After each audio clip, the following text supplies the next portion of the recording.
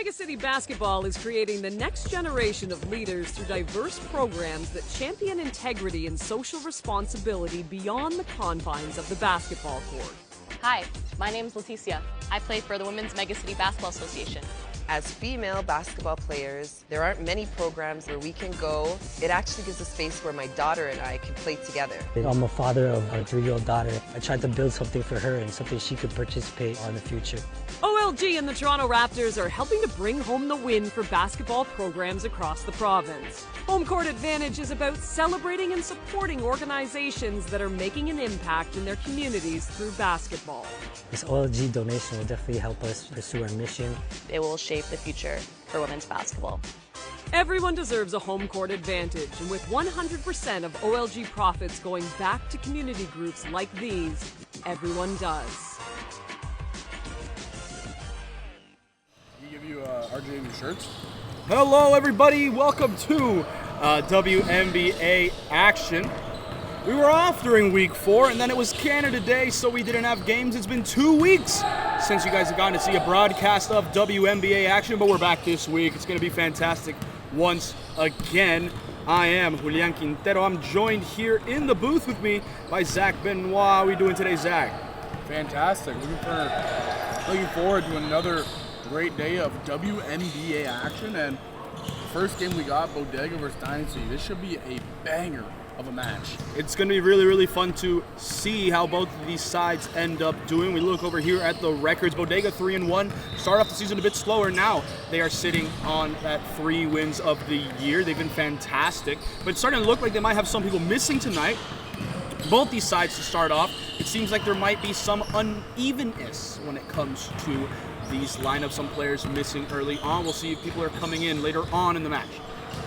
That'll be a massive, massive point of contention here. It's going to be really fun, really interesting to see.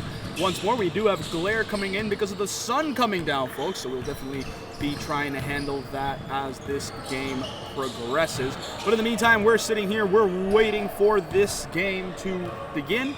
It seems like there's still some deliberations in terms of what can or cannot happen, so we will be right back. We're going to go to a short little break, but we'll be right back to make sure we get everything locked and loaded and sorted for you.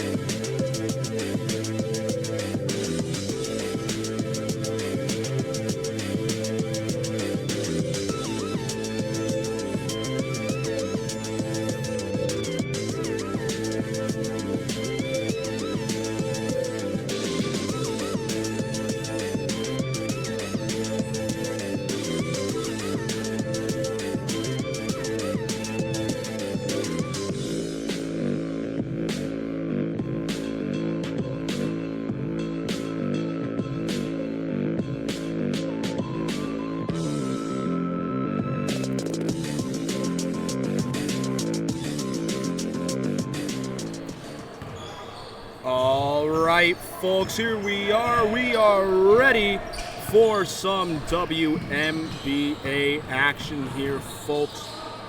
Both teams getting set, both teams getting ready to get this match fully underway. One thing to note, these two teams, they are two of the top 4 in the league up until this point. Bodega, they sit 1 game behind La Familia. So you know they're going to be trying to come out here with a vengeance, try to capture that #1 spot in the standings. That's definitely going to be a massive point here for both of these sides. Dynasty also want to try to catch up, get out of that 2-2 rut, go positive to begin this season. Ball is tipped, goes on over here, and it will be Body Bodega who gets it off quick. They're able to get a shot off first, and they're the first ones to tuck it away, making it 2-0 to begin this game between the Body Bodega side and the Dynasty. Dynasty quick with a jumper, isn't able to get her to fall, rebounded by Hannah. Hannah guys give it up to Adri. Adri over to Jessica. She takes a shot from 3. Money!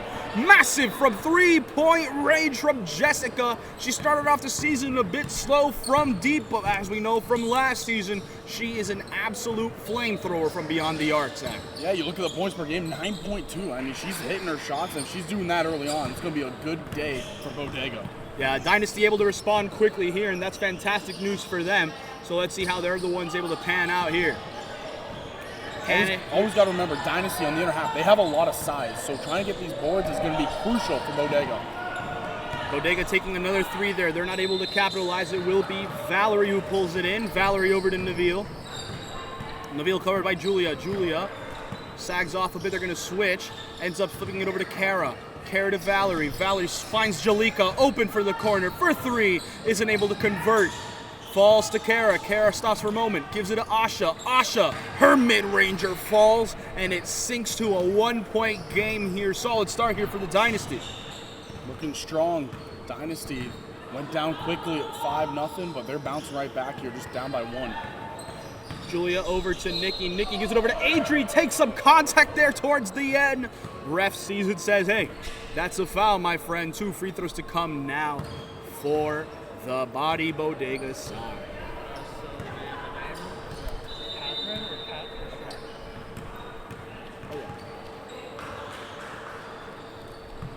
First free throw here is missed. Let's see if Adri can convert with their second chance here at the line.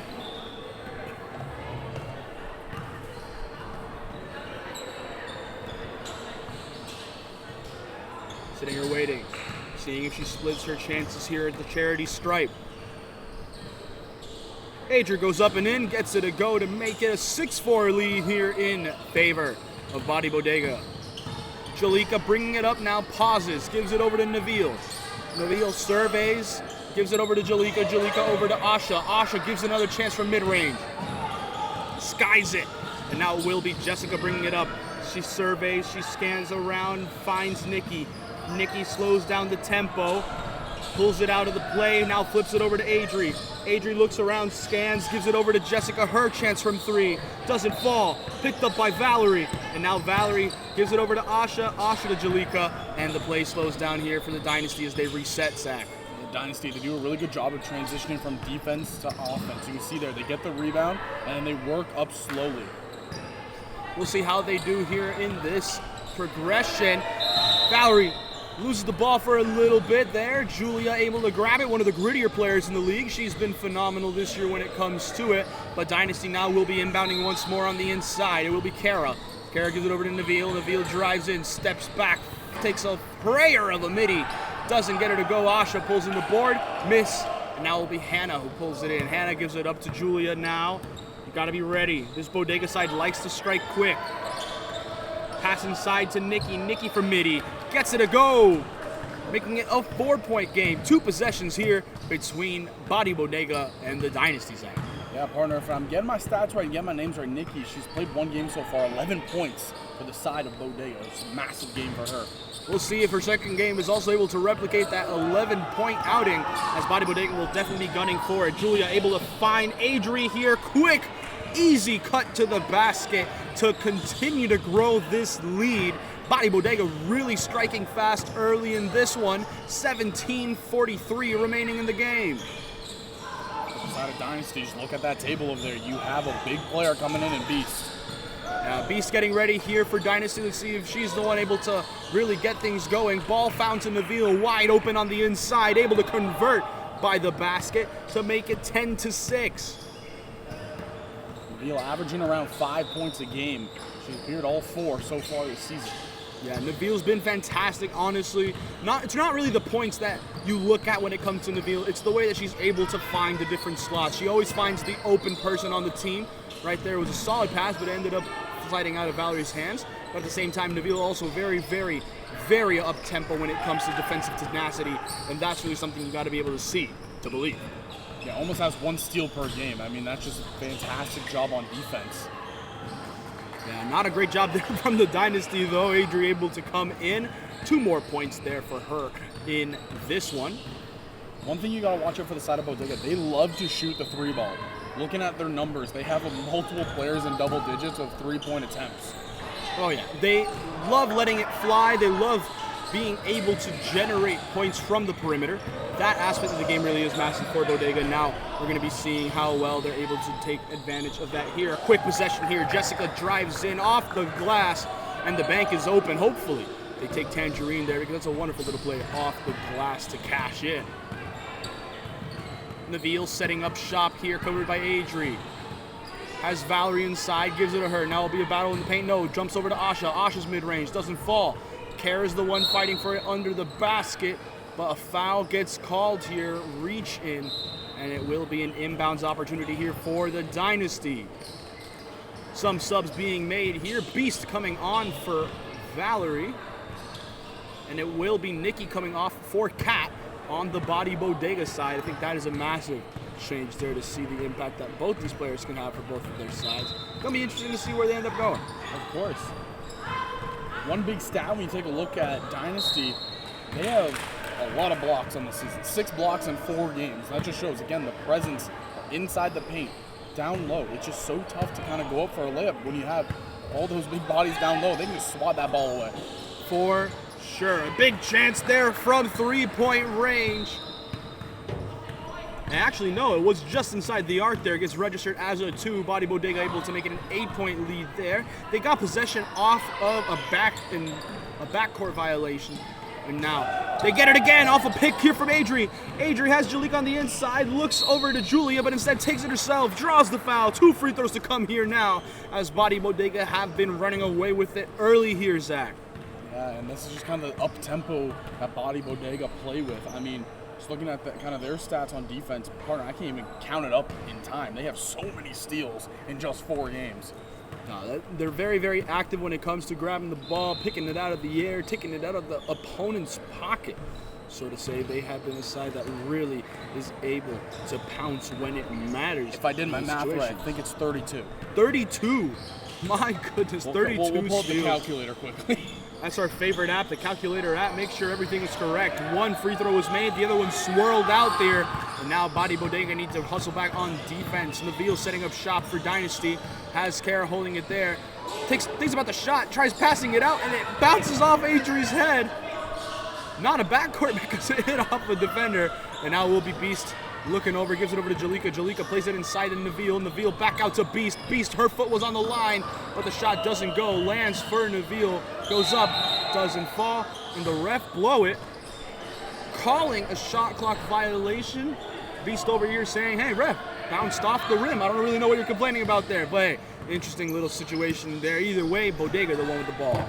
So the math was wrong. It's 31 steals, but also I want to say you can hear Beast being very vocal, especially on that play where the ball went over the backcourt. She's saying, it's okay, it's okay. It hit off of the player. Yeah, it's going to be interesting to see where it goes. Wonderful support here for Beast coming off the bench there. Asha now gives it over to Kara. Kara looks around, gives it over to Asha once more. Not able to convert. Kat's the one that pulls it in. Gives it over to Julia. And now they're looking to storm their way down this court. Going to the right-hand side, cross-court flip. Gives it over to Jessica. Her feet set. Launches from 3. Won't go. Picked up by Adri. Adri pivots. Kicks back out to Kat. Kat's given space. Launches from 3. That one doesn't go. And now it will be Dynasty picking up the possession once more. Kara picking it up. Handing it over to Beast, who now slows down the tempo here. Cut inside to Asha. Asha looking around here, backing down Hannah, goes up with it, looks for the foul, doesn't get it, and it will be last off of Hannah as Dynasty able to maintain possession here. Asha now subbing off for Valerie, and Rochelle coming on now for Kara for this Dynasty side. As for Bodega, we see Nikki coming back onto the court in exchange for Adri, but that was a massive three there from the Beast. Fantastic there from Beast there to help cut the lead here. Dynasty really needed it, but no one's inside there to help the crash of Kat. And she's able to smash in 2 points there following the quick possession. It was a great job by Kat just to kind of come through the back door and just get that rebound. Nobody was expecting her to be crashing the boards. Gets in there beautifully. Get the points. Yeah, if they're not looking, you got to make sure you're able to capitalize as much as possible. Beast gives it over to Jalika. Jalika tries finding Rachel, but there will be a little kickball violation from Bodega, and it will remain Dynasty ball here. They get a chance here to inbound. Again, this is kind of what we expected out of this game, though. Bodega and Dynasty, two very strong squads, and they're just going punch for punch, it feels like, right now. And Beast with yet another massive three. Cuts it to 5 here.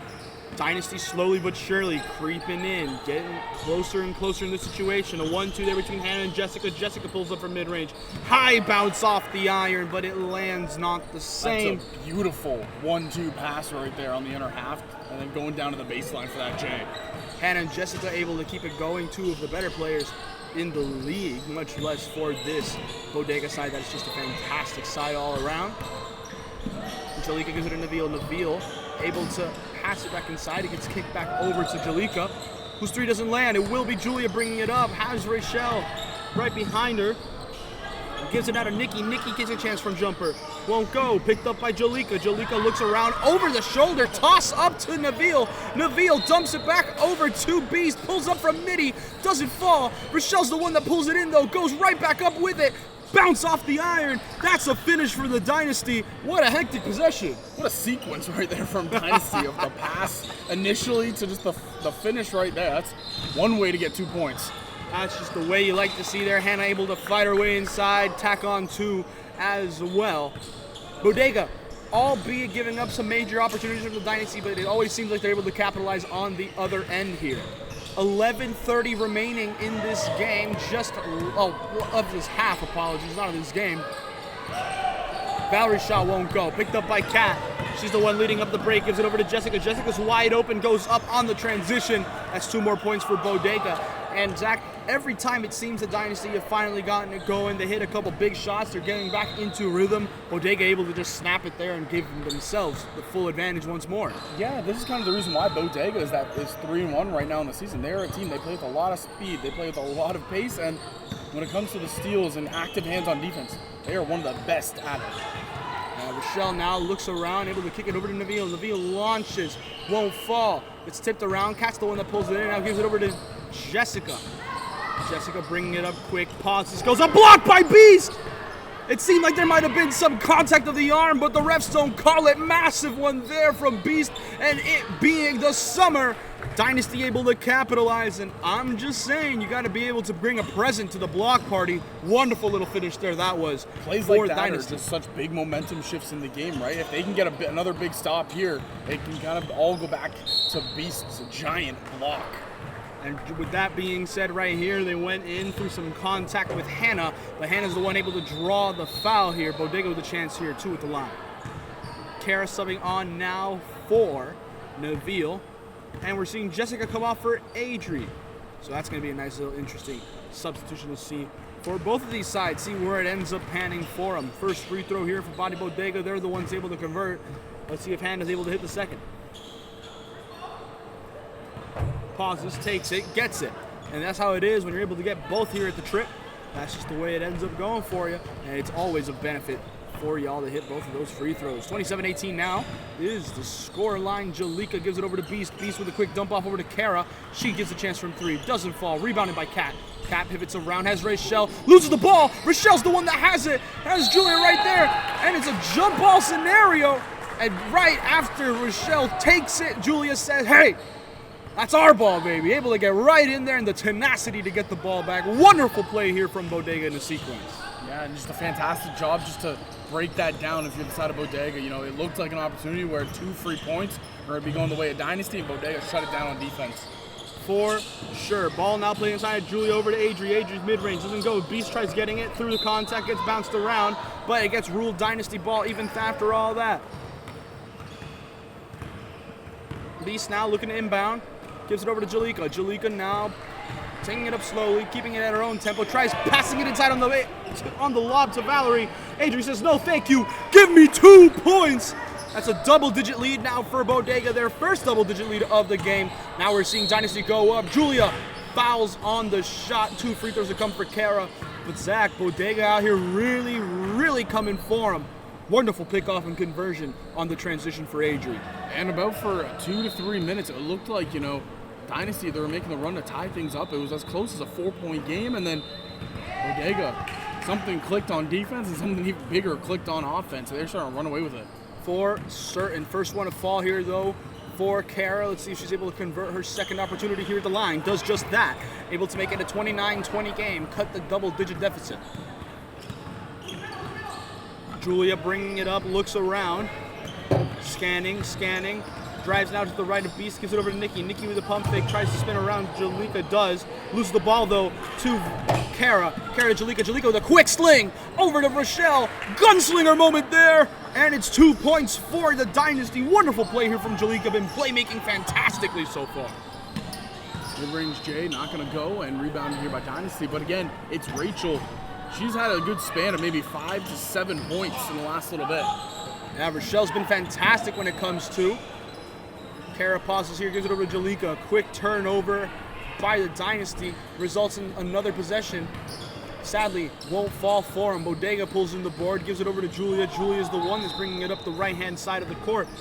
Julia now dumps over to Nikki. Nikki tries to get a defender in the air, doesn't, give it over to Hannah. Hannah's mid-range does fall there, and the Dynasty able to increase their leverage here in the second half. Working it slowly, and now it's 9 points. Dynasty, you need 2 big stops. That's kind of the key thing, if that's in your mind. 2 big stops, and you're just right back in it. Rochelle pauses for a moment, gives it now over to Valerie. Valerie swings it quick over to Jalika. Contested for 3, but it doesn't matter. Call Disney World. We have Splash Mountain here in the Hoop Dome. What a shot there from the Dynasty. And now this possession here for the side of Bodega is so big. Your Dynasty, you need a big stop. Oh, you almost get it. Thankfully, you get the rebound. Right there, Valerie able to come down from it. The second chance point from Adri just doesn't go, and now Rochelle gives it over to Beast. Beast stops her feet, thinks about the shot, gives it inside to Kara instead, who's able to give it over to Rochelle. Rochelle not able to convert. Kat's the one that has it. Now she'll be the one bringing it up to Julia. Julia's the one here on the right-hand side. Scanning around, gives it back over to Kat. Kat some space, instead finds Nikki inside. Nikki dumps over to Hannah. Wonderful ball movement, just not the final product that you want to see there. And Rochelle's the one who gets the board. Rochelle's the one bringing it up. And as the offensive tempo slows down a little bit here for the Dynasty, they scan around on their half-court set. Valerie looking, gives it over to Beast. Beast back over to Rochelle. Rochelle now finds Jalika. No, ball ends up not being in her grasp, flies out of bounds. Body Bodega regaining possession.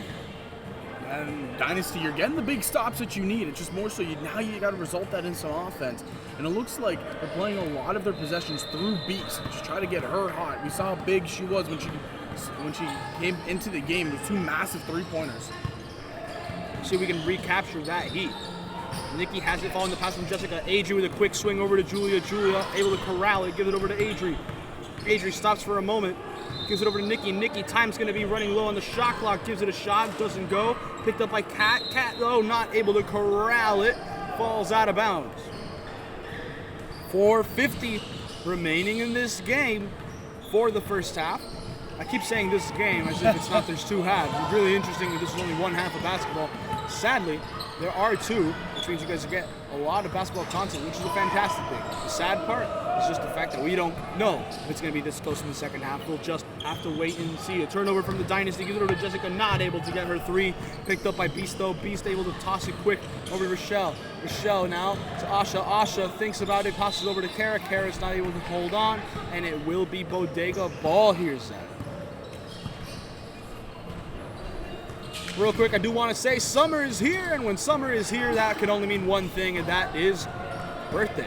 People have birthdays all over the time, and Megacity Basketball is no exception. Megacity Basketball turns 15 years old this summer, That is one massive thing for the organization. And not only that, but our youth program's turning 10 years old this year as well. So if you want to be a part of the Megacity family, you want to be a part of the WMBA, you want to be part of the Free Agents League, you want to be part of our youth programs, be sure to check out our website. It's going to be down below, megacitybasketball.ca. If you want to get more involved with the Megacity community, because that's the only way you can grow these communities in Toronto, being a part of one each other.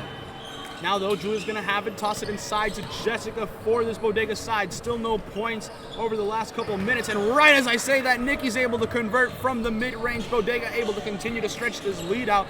They've seemed to be very much in control so far, Zach. Yeah, and Dynasty was working so well on defense. It was just they had multiple opportunities on offense, but they just couldn't string it together. A big basket here is what's needed. Woo! Big shot there from Rachel, able to convert from three-point range. Well, now to Adri. Adri with a spin move, able to get it. What a wonderful play. That is beautiful. Operating inside on the post, cutting inside before spinning on out. Looking like a Beyblade right there. Wonderful setup that was for him. Dynasty now look to respond. Neville gives it back over to Rochelle. Rochelle already hit one massive three, her second chance from range. Not as lucky as the first. Not as favorable either. Now will be an inbound situation here. Jalika coming on for Kara, who subs off for the Dynasty. Ball played inside of Beast, hits off of Beast.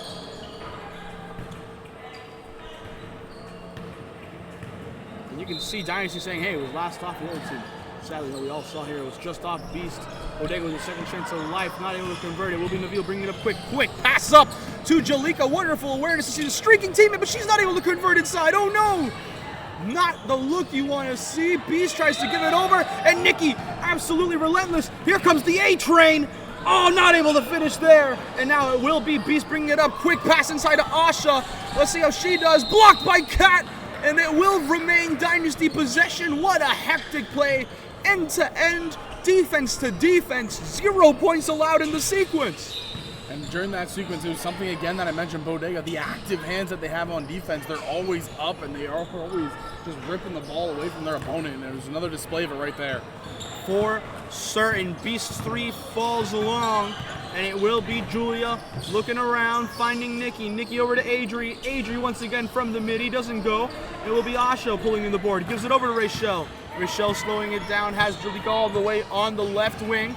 Maybe she sees her, no, doesn't. They're gonna all just slow down the tempo here. All of them now on the right side of the court, gives it over to Beast. Beast looking around, covered by Jessica. Jessica back over to Rachel. Rachel to Asha, and Asha not able to connect with Neville. Miscommunication a bit on the pass as it gets bobbled, and it will be Bodega ball. Inbounding here, under a minute left in the match. Under a minute left to go, and this has been a close one to say the least. The score, again, is not dictating how well these two teams have played. But for the most part, you know, this could really be anybody's game going into that second half. Now we're seeing 35-28 on the scoreboard. However, the way that these teams have been playing, it could be a lot closer, but at the same time, it could be significantly higher. It's just been that style of game. Some shots fall, some don't, and that's the way it goes. See how either of these sides capitalize. Jalika goes in, kicks it back out to Asha. Asha finds Jalika once again inside. Wonderful finish there by Jalika to make it a 5-point game. Under 10 seconds remain now. Probably gonna be the last possession here. Julia, double team, finds Jessica inside. Jessica loses it around, gets blocked. Picked up by Adri. She goes up with it. No go. Beast tries to grab it, gives it to Julia. Julia puts it up fast. Nothing. And it will be 35-30 here, entering the half sack. And what a final sequence right there. Not sure if the last shot would have counted if it did go in, but oh man, the fact that this is a 5-point game headed into the half between these two sluggers of teams. Partner, I think we're in for a really good final half of basketball. Bodega 35, Dynasty 30. It's the half. We'll be right back, ladies and gentlemen. You do not want to miss it.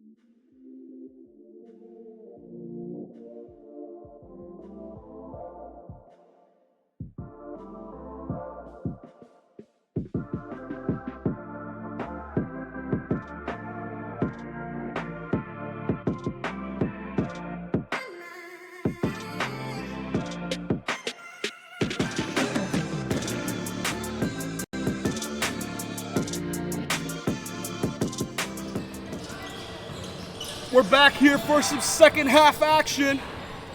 Quick start here for Body Bodega. They're the ones able to get on this score sheet first. That's what you want to do coming out of the half, especially after Dynasty just started lighting things up to close out the first half. We'll see where it goes. Both these sides looking to see what they can contribute. Let's talk about the starting lineups coming into the second half. I suppose Jessica Launch is able to get it to go to make it a 9-point game. Out there for Bodega at the moment, as mentioned, it's Jessica. Jessica's joined by Hannah, Kat, Nikki, and you can't forget about the A-Train, Adri, in there at the moment right now. I think what's impressed me the most so far about Bodega, they don't have their leading scorer here today. Look at KK, she's averaging almost 20 a game. Whew. And unless I'm mistaken and not seen the jersey, I haven't seen her so far today. No, KK not able to make it today, it seems. And as good as this Bodega side is, they were fantastic last season, for example. They were great in the spring season. But if you want to look at it objectively, KK plays U18 Canadian basketball. He's a national team member at the youth level. Here to play for us here at Megacity, and she has come to prove to be a revelation. I gotta be honest, one of the best players I've gotten to see with my own two eyes. Hopefully, the rest of her career really is able to pan out, but as long as it is right now in Megacity, she has been phenomenal. I mean, when you look at her stats, she's light years ahead. The points scored already for her this season, 79. Whew. Through 4 games is impressive to say the least, especially considering we only have 2 20-minute halves. Exactly. That is crazy. That right there, that's Luka Doncic numbers. But look around now, it will be Rachel. Rachel and Nabil. Nabil back to Rachel. Rachel over to Jalika. Jalika holding, looking, gives it over to Beast. Heavily contested from 3! My goodness! That's a clip and a half! What a play that was there from the Beast. Defense all up in her face, and she says, you know what? You need more! Cuts the deficit. You want to talk about one of the lethal shooters here? Beast. 500 from beyond the arc, 6 for 12 coming in, and I'm pretty sure she's 3 for 4 so far today. My goodness. Hot, hot, hot from range. And now they're able to force the turnover, so Dynasty will take over. Once again, didn't run through the lineup here for the Dynasty. They got Beast out there. Joining her is Rochelle, Valerie, Nabil, and Jalika at last. Valerie able to get a pump fake on one and gets the pass off to Jalika. Misses, but Rochelle is the one crashing the boards. Thunderous on the way down, making it a 1-score game here. Bodega got to be looking over their shoulder now. That's a great job by Rochelle just to crash the boards again on the back end side. Bodega, they get a big basket there to extend the lead. Still now 2-point possession or 2-possession lead. But for the side of Dynasty, they're doing all the right things to start off this half. They're closing it in this match. And it was a nice little play there, a bit of a defensive lapse, you can say, for the Dynasty in between possessions. Now it will be Bodega. Lost the ball there, and Dynasty gets to inbound it. Quick pass over to Jalika. Jalika says, I'm launching this from 3-point range. Short on the shot, and after a bouncing 2, gets picked up by Kat. Kat now gives it over to Nikki. Bodega looking around. Quick toss over to Hannah. Hannah setting up in the post, gives it over to Kat. Kat with the mid-range J. Doesn't go. A little bit of a fight here for it, but it ends up being in the hands of Valerie. Jalika's the one that's bringing it up. Dynasty scanning the court. Gives it over to Valerie. Valerie says, give me a chance from 3. Doesn't fall. Picked up by Hannah. Hannah now looking, gives it over to Jessica. Jessica, as we mentioned, a fantastic shooter, not afraid to let it fly. Instead, it's progression out to Hannah. And though Hannah's not much of a shooter, you still should respect her on the way out. It doesn't matter. The shot doesn't fall. But as I mentioned, it's the A-Train all inside, able to finish there wonderfully. Another big basket by Bodega to continue to grow this lead back up to a 9. Excuse me, 6, I should say. Beast now gives it over to Nabil, not able to get it, and now it bounces around, picked up by Jalika. They're able to reset. Beast once again from 3-point range, short on the iron, lands in the hands of Hannah. Hannah now the one, puts the tempo, bringing it up the court. Flips inside to Adri. Adri finds Jessica. Wonderful composure from this Body Bodega side. And that lead, that was at 1 point. Hey, 3 points could be viable. 1 possession, poof. Almost double digits now. That was a beautiful basket too, because high off the glass with the soft touch, it just drops right in the net. Wonderful wonderful there for Bodega, wonderful passing all around, and they've just been able to capitalize on all their opportunities. Bodega to Rochelle. Rochelle to Jalika. They're living and dying from the 3 right now, and it's not going their way. It gets tipped around a bit into the hands of Hannah. Hannah looking, gives it over to Kat. Kat sets her feet, launches from 3-point range, doesn't fall. Trying to grab that, isn't able to, lands in the hands of Valerie. And now Valerie able to give it over to Neville. Neville looks around, drops it over to Rochelle. Rochelle controls it, gives it over to Jalika. Jalika pauses, gives it over to Neville. Neville says, give me a chance for 3!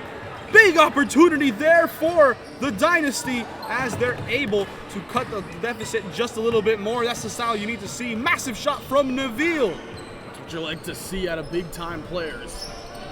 Oh, yeah. You have now, ball gets swung over to Jessica, just a bit too high here for her, not able to hold on and corral it. And it now will be Dynasty taking over once more here in possession. Timeout called. 45-39 is the score here. We will be right back here, Zach. We'll see how it ends up going.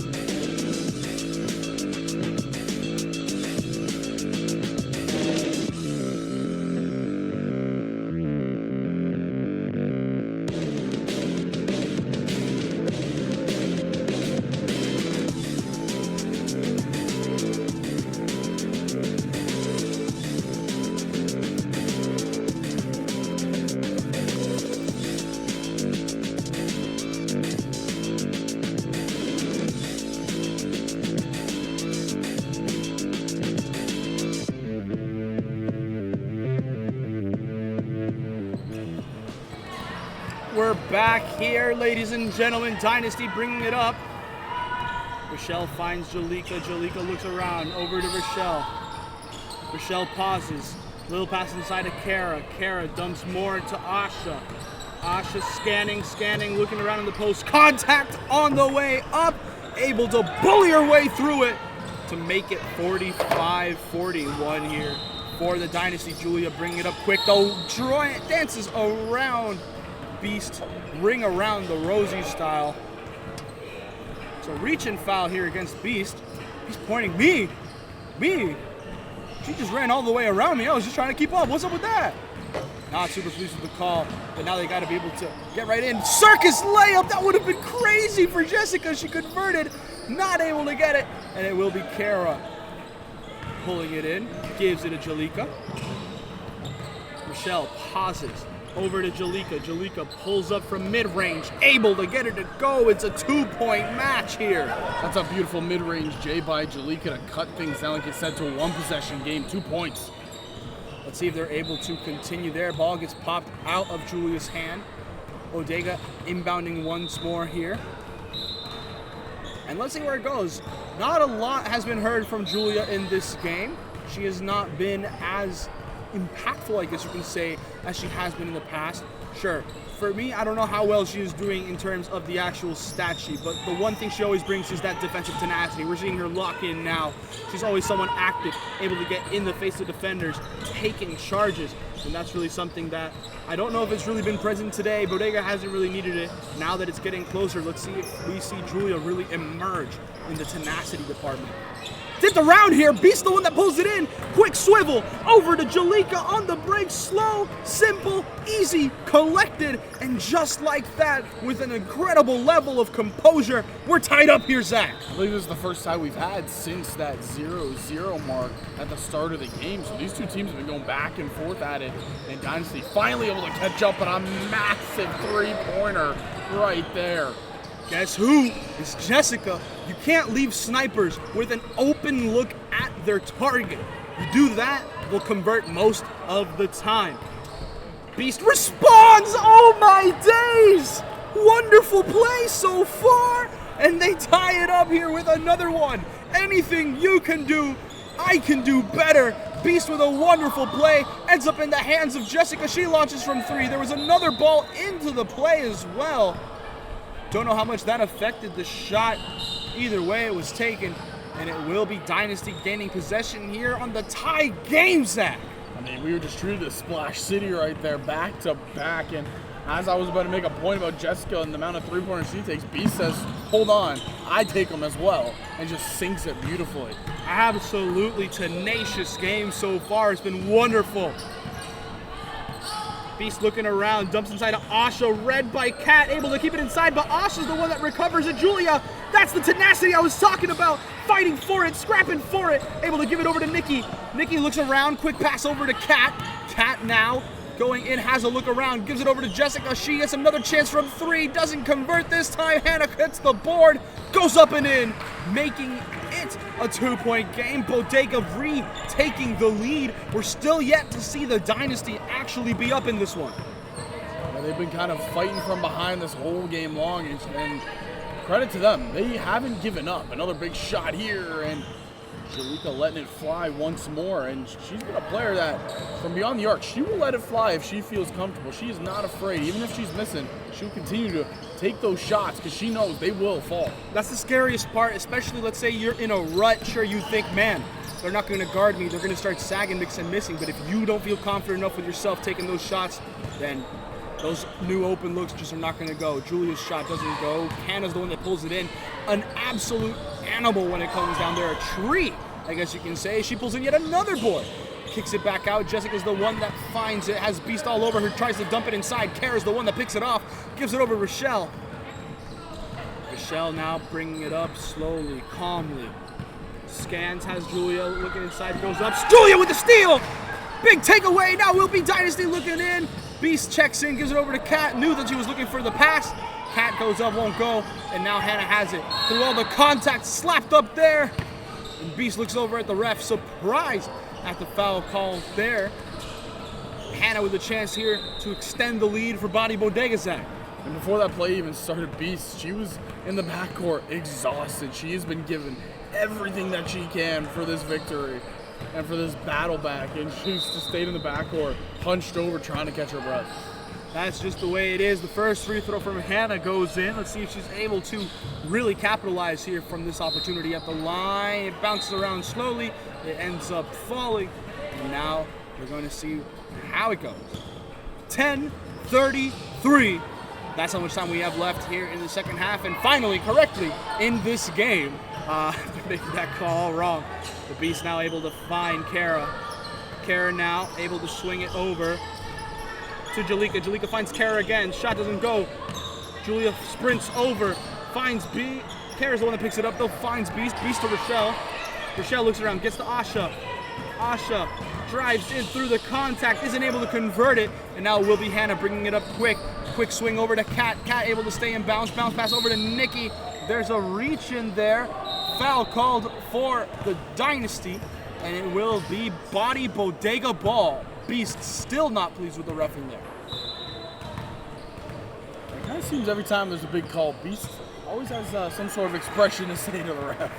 Beast is one of my favorite players in this league, and you can see right here why. Always putting on a show for fans, always able to make it fun. I think the biggest thing too, always has a smile on her face, enjoying the game. Gotta make sure, when you love basketball, that's just the way it goes. Beast finds Asha. She gets a chance from mid-range, converts it, and Dynasty's little dry spell comes to an end there with a wonderful jumper from the left elbow. That's a big hit right there as well. Julia scanning, flips it over to Jessica. She has space, launches from three-point land. Check it in.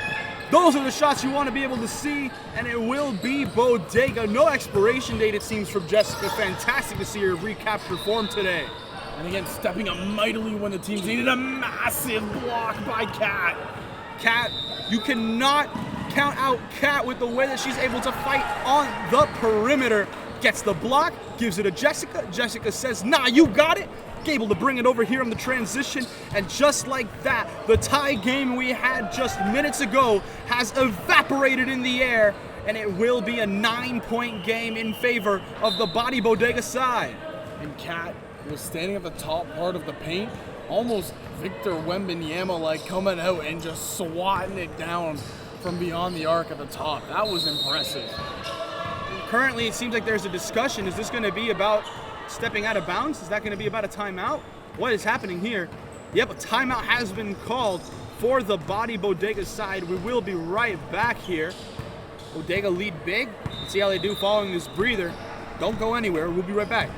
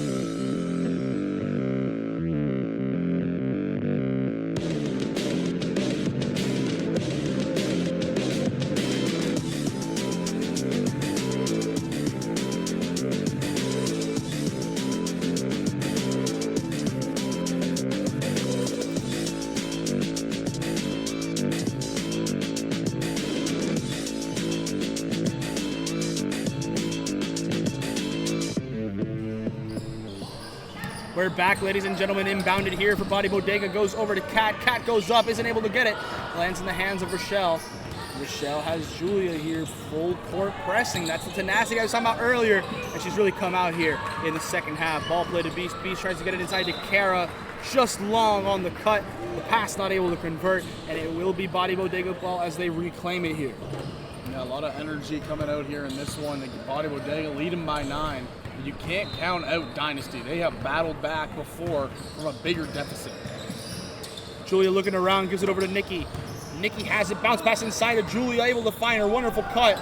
Now they're able to stand, ends up turning it inside out, gives it back over to Nikki following. So Nikki to Hannah. Hannah says, you know what? I'm gonna take it from 3. Kara looking at her, smiling, laughing, saying, take the 3, take the 3. Isn't able to get it. The rebound lands in the hands of Beast. Beast flips it up quick to Rochelle. Rochelle to Valerie. Valerie didn't really expect the pass. Gives it over to Nabil. Nabil with a wonderful backdoor cut. Kicks it back over to Valerie. The mid-range doesn't fall. And it will be Julia now bringing it up the court. Julia on this left-hand side. Pauses. Gives it over to Kat. Kat has some space to flip it over to Nikki. Nikki open from 3. High bounce off the rim. Lands in the hands of Hannah. Hannah goes up with the finger roll. Doesn't go. It will now be Beast bringing it up, pauses, gives it over to Rochelle. Rochelle gets the pass, goes up with it through the contact, and isn't able to convert it. And now it will be Bodega leading the break here. It will be Hannah, 2v4, as the rest of her team comes to catch up. Gives it over to Jessica from 3. Doesn't fall, bounces around, hands of Valerie. Valerie's pauses, gives it a Beast. 6:25 here. As we see how it goes. Little screen here from Nabil with Beast. It's popped out of bounds, and it will remain Dynasty ball. We're seeing the substitution now being made on the side of Body Bodega. It will be Adri subbing off here for Julia. Miscommunication on the inbound, and Adri, fresh off the bench, says, hey, I'll take 2 points. I'll take a steal. Thank you very much. Hats off to y'all. Body Bodega. Big basket for Body Bodega, now up to a double-digit lead, 11 points. That's just the way the cookie crumbles sometimes. It's unfortunate, but that's just how it goes. Rochelle gives it over now. Ends up in the hands of Beast. Her 3 falls short. And as we have 5:40 remaining in this one, it seems like the clock is ticking down in a match that's flipping away from the Dynasty side. Let's talk about the next match that we have here. We have the only winless side left this season in the Supremes. They'll be taking on Fremont, who are 1-3. 2 sides that are looking to really get out of this early season rut.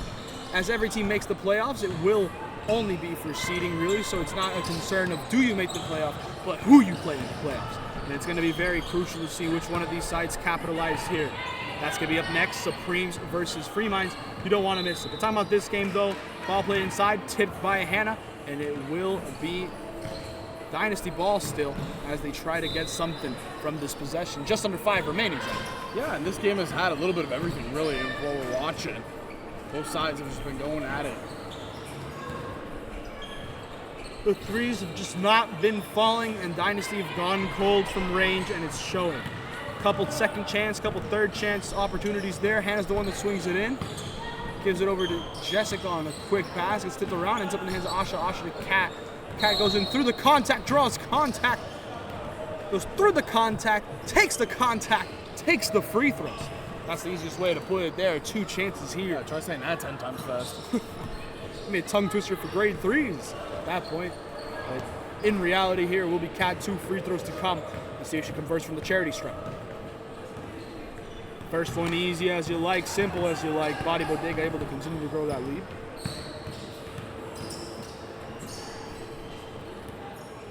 Second one here for Kat. Does just that.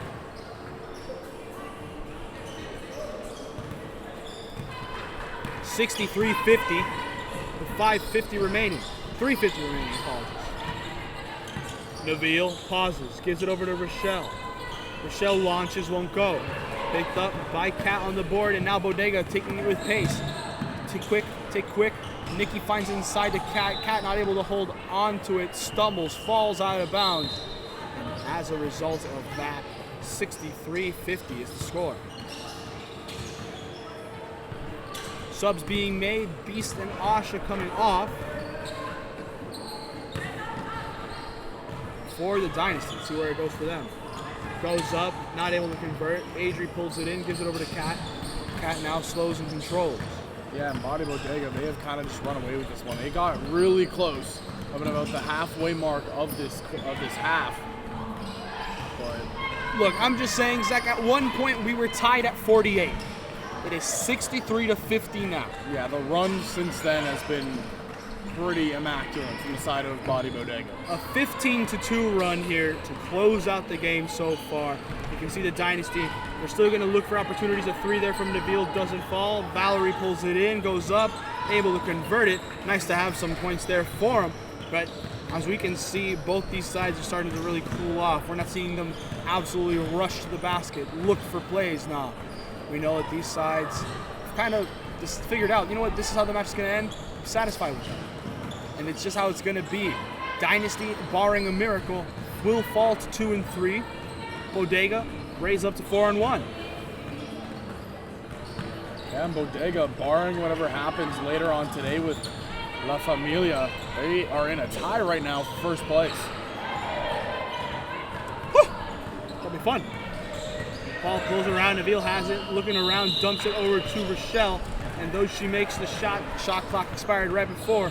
Now we have under 2 minutes left. Nikki subs off for Julia. Also have Rochelle coming off the Beast.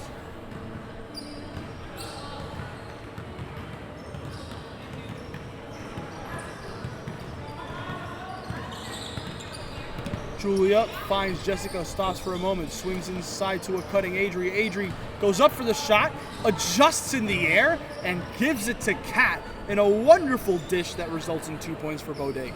Yeah, Kat working through the inside half right there, beautifully just cutting to the rim for 2. Seeing Beast now swings it over to Kara. See if Dynasty able to capitalize. A little bit of a mini hook shot, not able to go in. Hannah's the one that ends up with the ball.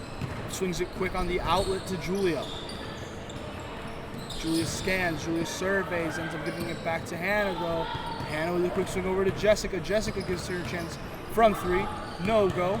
No thank you, she says. Jalika's the one that has it, swings it over to Kara. Kara, quick pass over to Nabil. Nabil pulls up from mid-range, able to get it to go. Nice little midi there from her to make it an 11-pointer. But as we mentioned, with under a minute left, this game is as good as over. Yeah, with time dwindling down, Bodega, they've really just kind of slowed the pace down. They understand they have the lead, they have a big enough lead where they can just kind of take their time, don't have to rush anything, take bad shots, or have any bad possessions. That's the way it crumbles sometimes. Adri's shot goes up, won't fall. Beast now the one bringing it up. Might try to get some more points here, at least make it a single-digit game. Nabil gives it over to Jalika. Jalika says, I'm just going to let it fly. Long on the rim, lands in the hands of Adri. Adri over to Jessica. And since the clock is lower than the game clock, the shot clock has more time on it than the game clock, this game has come to a close. Final score is 65-54 in favor of Body Bodega. A massive win for them. They were in control for almost the whole game. Short little period there where they had a scare. Dynasty fought back. Bodega locks in to close this one out. Yeah, Bodega really, it just kind of came down to the active hands on defense and the way they kind of just ran the pace of this game in the second half. It was fantastic play by them. And credit to Dynasty. They had a massive comeback to tie things up, like you said, 48-48. It was just, they didn't have enough gas left in the tank for the full comeback. Let's see how they do next week. Now that they're 2-3, looking to fight back to being 500. Meanwhile, Bodega, best player missing in KK. It's no problem for them to secure this to go up 4-1 on the season. Really, really big for them. Up next, we have Supremes, 0-4, taking on the 1-3 Free Mind side. Two teams that are looking to really claw their way out of the doldrums. Season's nice and close all across the standings. None of these games have truly felt like a blowout this season for the most part. So we'll see if that continues on here. We'll be right back, folks.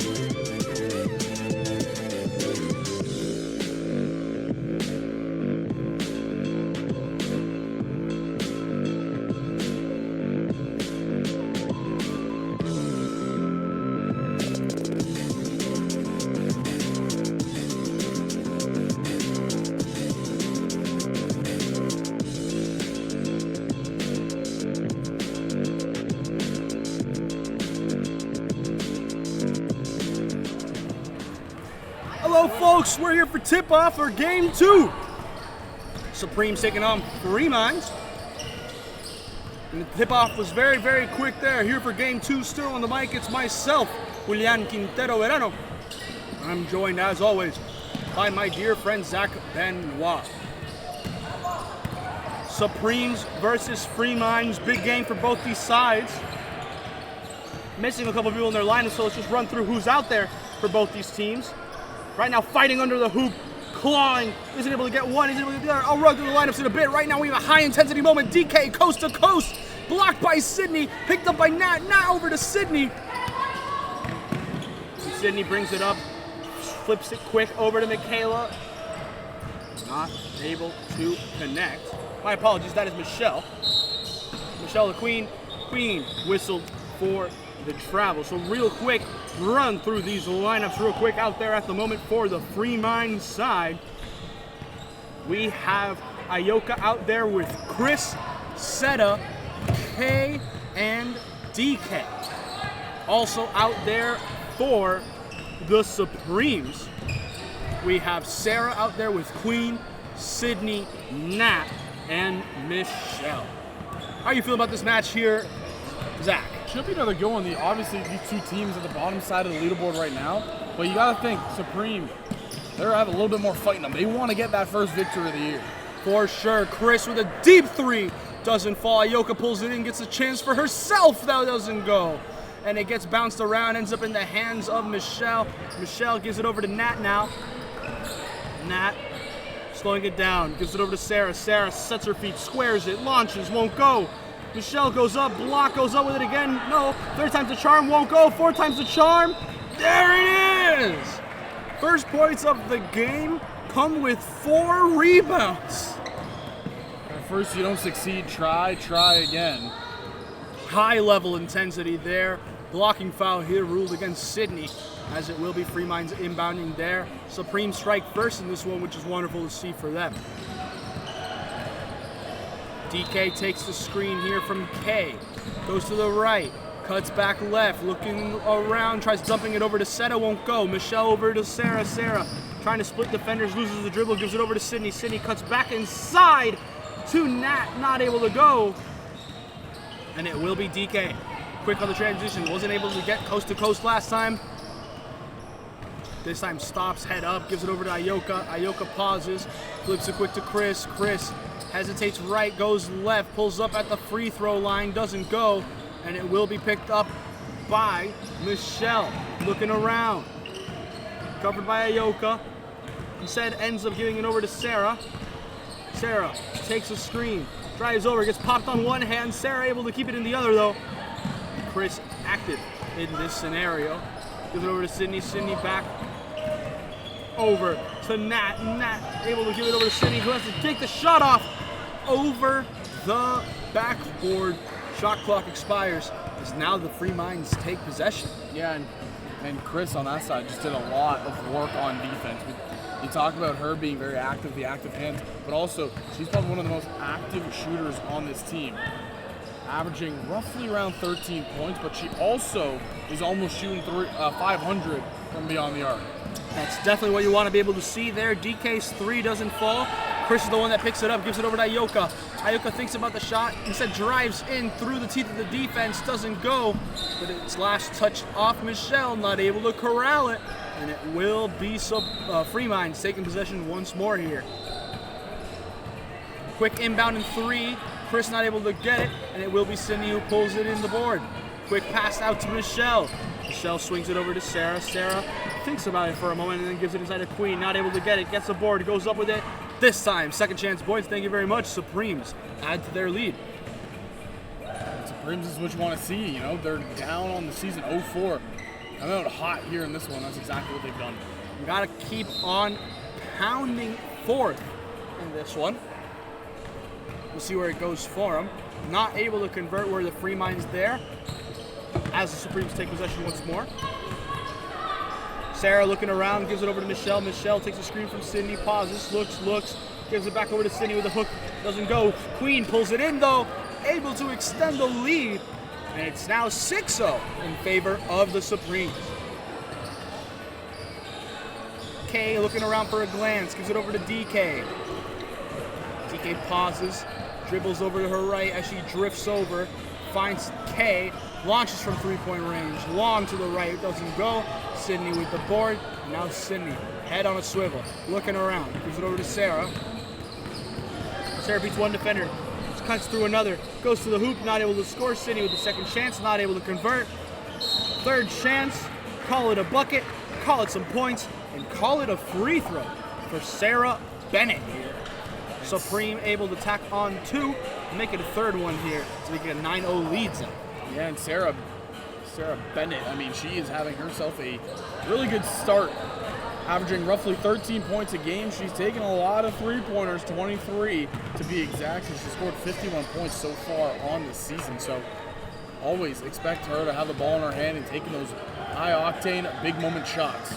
For certain. Supreme's up 9-0.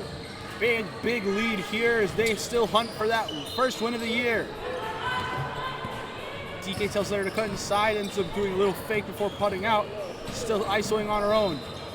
Looking, goes to the left corner, sees a cut inside in Ioka. Ioka pauses, fades away on the hook, isn't able to go. Sydney's the one that pulls it in. Sydney now able to give it over to Sarah following the heavy pressure from Chris. Sarah covered by Kay, able to give it over to Nat. Nat draws the switch and now dumps inside to Michelle. Michelle looks for the 1-2, instead pivots back around, takes the shot, won't go. DK's the one that pulls it in, has some pressure. And with the pressure there from DK, not able to just keep possession. The refs rule it in favor of the Supremes. Some subs being made. Seta coming off with DK and Ioka. Coming on are Corin. Alongside Corin, we have Jaden. I want to say she's new this week. And also new this week, but not new to Megacity, we got my homie, my dear friend Nams filling in this week as well. So that's very nice to see. In terms of substitutions, Kara just played a game. She's filling in once more to be able to give this team a bit of a bench, to give this Supreme side a little bit more of a bench. Shot gets made to make it 11-0 in favor of the Supremes. Yeah, Supremes just a little bit understaffed today, but they are not making that known. Up 11-0 to start this game. And just like that, Free Mind's able to get their first points. It will be Chris. But as I mentioned, with them being short-staffed, Kara is out there. Along with Kara being out there, they have Rochelle on the bench. So in case it's needed, they have some bodies on the court if it comes down to it. It's going to be nice to see. 14 minutes left, 11-3. Kara looks and dumps inside. Down in the post, it's Nat. Nat draws the double. Gets it stolen there by Nams. Nat can't believe it. Now Nams slowing it down, pauses, gives it back over. It will be Jaden. Goes up, a little bit of a shot, not able to get it to go. And now it will be driven around. Nat quick, a full court pass, going for the homer, not able to get it. My apologies for the wrong sports reference. I meant going for the touchdown. I know my sports, I just consume so many that it gets jumbled up in my head. Honest mistake there. Free Mind's able to answer though on the way back. Big three, that was for him. Still Chris, by the way, has all 6 points so far for this Free Mind side. It was an 11-0 run, and ever since then, it's been a 6-0 for the side of Free Mind, so they're trying to bounce back, and guess who? It's Chris. Chris now finds Corin over on the right side, pump fakes, goes to the hoop, draws contact, but it does not get ruled a foul. Isn't able to convert. Queen pulls it in, gives it over to Sarah. Sarah now dumps into Nat. Nat back over to Sarah. 1-2 play is beautiful, but the lane doesn't go. Chris is the one that pulls it in. And now she is the one controlling and giving it Nams. That's the second time Sarah's gone for the layup and just bounced off a little bit too hard, but both times she's laughing, smiling, she's enjoying herself, but just a little bit of frustration showing though. In the end, this is made for fun, for these people's enjoyment. And what's more joyful and enjoying than 9-0 turning into 11-0 turning into 11-9. Kara with a bit of post move. Supreme's not able to score. And now the Free Mind's really looking into it. Pauses to look for three, doesn't go. Kay able to swing it over to Corin. Corin Thought about the three, considers setting her feet. Instead, she's going to drive in, take it from the mid-range, pull up and get it. And it will be a tie game here. How quick can these leads evaporate as it becomes a tie game here between the Supremes and Free Minds? An 11-0 run from Supremes to an 11-0 run by Free Minds. Are we going to see it break? Finally. Now the question becomes, are we going to see a scoring run here for the Supremes? Do we see another 11-0 run by Supreme? Gonna be a little bit of a seesaw type of match if it keeps going that way. Shot goes up, falls short on the rib.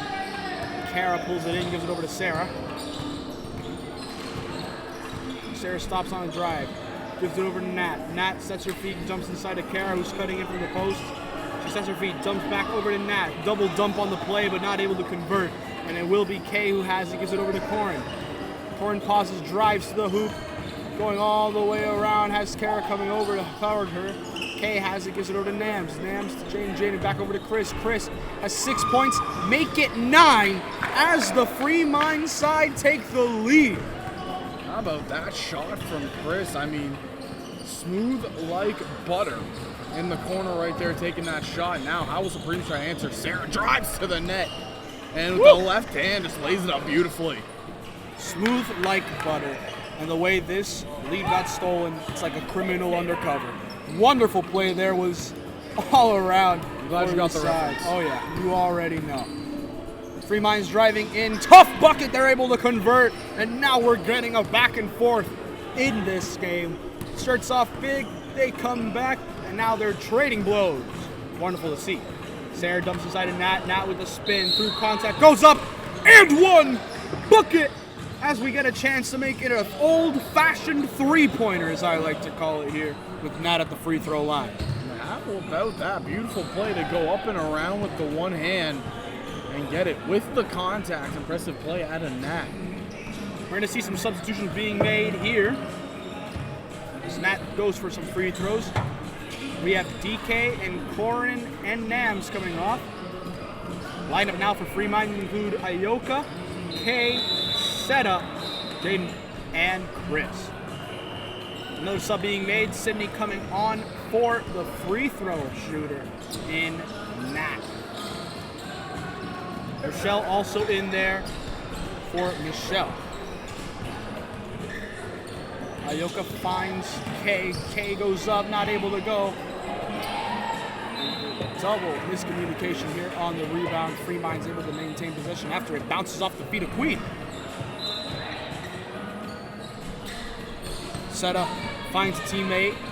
Looking, cuts over to Chris. Chris has been hot to start off this game. Tack on 2 more. Free Minds have 18 points. I want to say 11 of those are from Chris. And how about the arc on that shot by Chris? That thing went up and it took its time coming down, and what a three.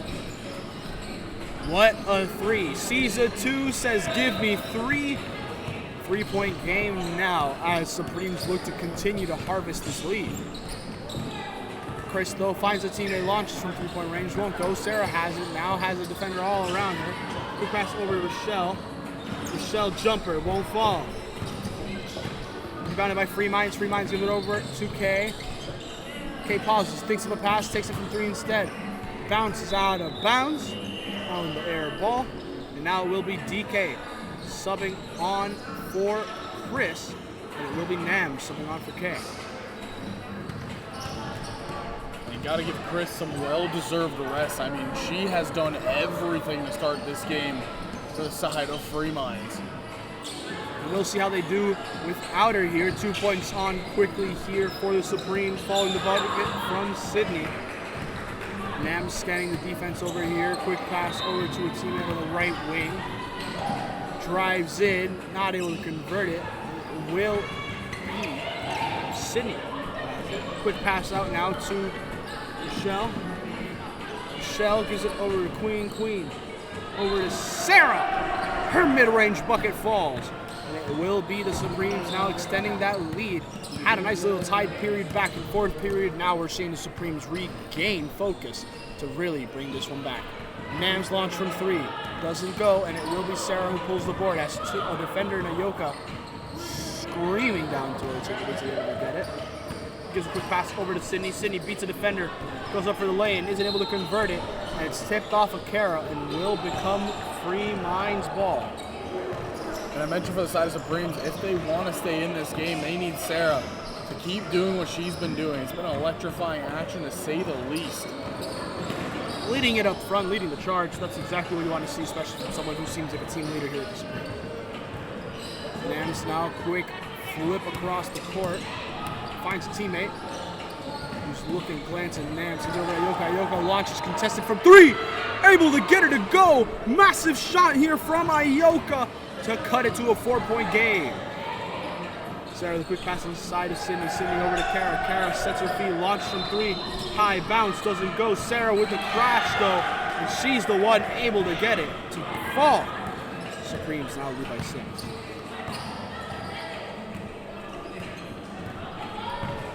Looking well here. Another 3-pointer from the side of Free Minds can't fall, and Sarah will get it. Another great outlet pass. Woo! Gotta plug it in, charge it here with a wonderful outlet like that. Great play that was here. Supreme's able to continue to extend that lead. Let's see, this is their other 11-point run that we missed earlier. Doing it right now, it seems. Sydney bringing it up, gives it over to Sarah. Sarah launches from 3-point range, short. Comes flying in for the rebound. Ayoka's the one that gets it though. And now Ayoka dribbles around, has Seta over behind her. Pauses instead, flips it back over to Nams in the middle. Finds DK. DK launches from 3, won't fall. Picked up by Kara. Kara finds Sarah. Sarah. Kara. Over to Queen. Not able to finalize. Bounces around once more. Ends up in the hands of Nams. You gotta give credit to some of the players that stayed back to help out the side of Supreme with the bench. It's a hot one today. It's a hot one in this gym, and they're still playing, and they're playing hard. Oh yeah, we have almost 30-degree weather today. Probably cooled off by now and doesn't feel as bad inside the gym thanks to our wonderful, wonderful fan system. But always great to have some people come and help out. 4:54 remaining. We're gonna have a short little break here following the timeout. Supremes lead 29-21. We'll be right back.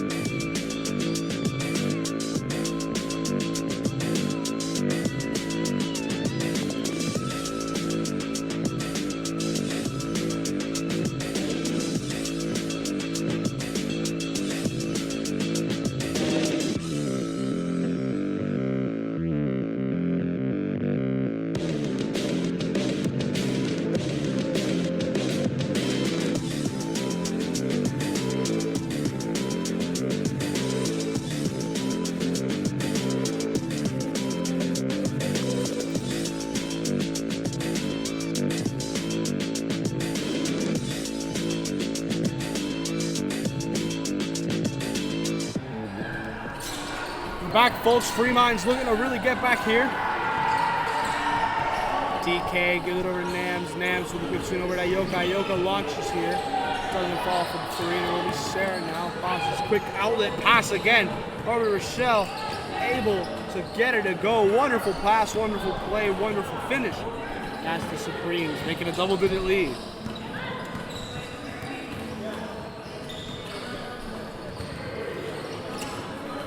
Free Minds with Ayoka. Not much to do there. Looks, give it over to Corin. Corin with the elbow shot. Able to finish. Free Minds tack on 2. That's great ball movement from the side of Free Minds. Working it around beautifully. They are trying to get back into this one.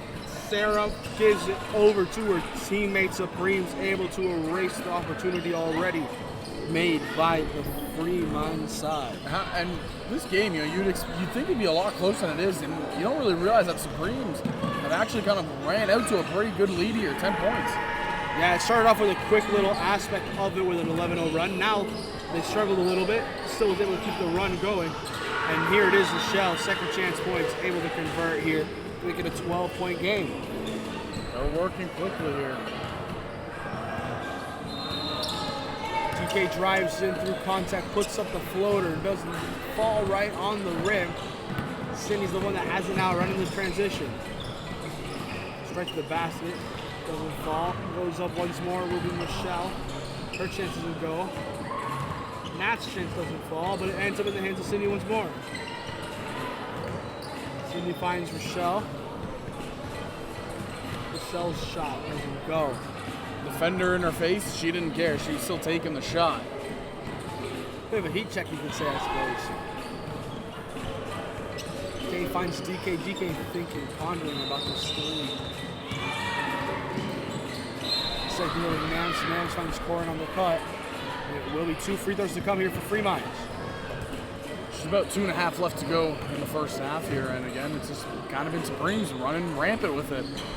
They're playing really good basketball right now, and Free Minds, they're just trying to play that catch-up game. Yeah, just the way it turns out. Corin's first free throw after drawing the foul doesn't fall. It doesn't help, it is very hot in here. Second free throw here for Corin.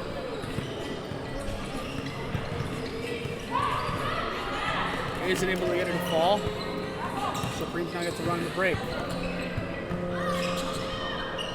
Michelle finds Michelle. Michelle over to Nat. Nat sets her feet. Launches from 3, short on the iron. Sarah's the one that pulls it in. Goes up off the miss. Isn't able to convert it. Nat goes in with a 1-2-3 over the shoulder on the Hezzies. Able to now get it to go here for the Supremes. I just updated the wrong side of the scoreboard.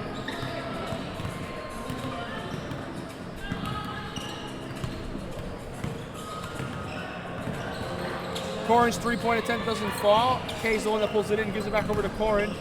Corin blocked by Nat.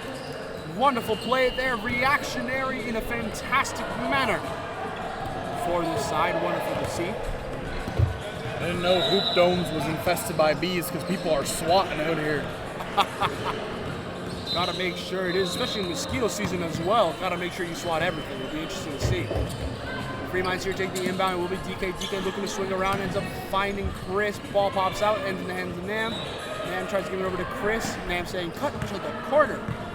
A little bit of a flap here, though, they have between them.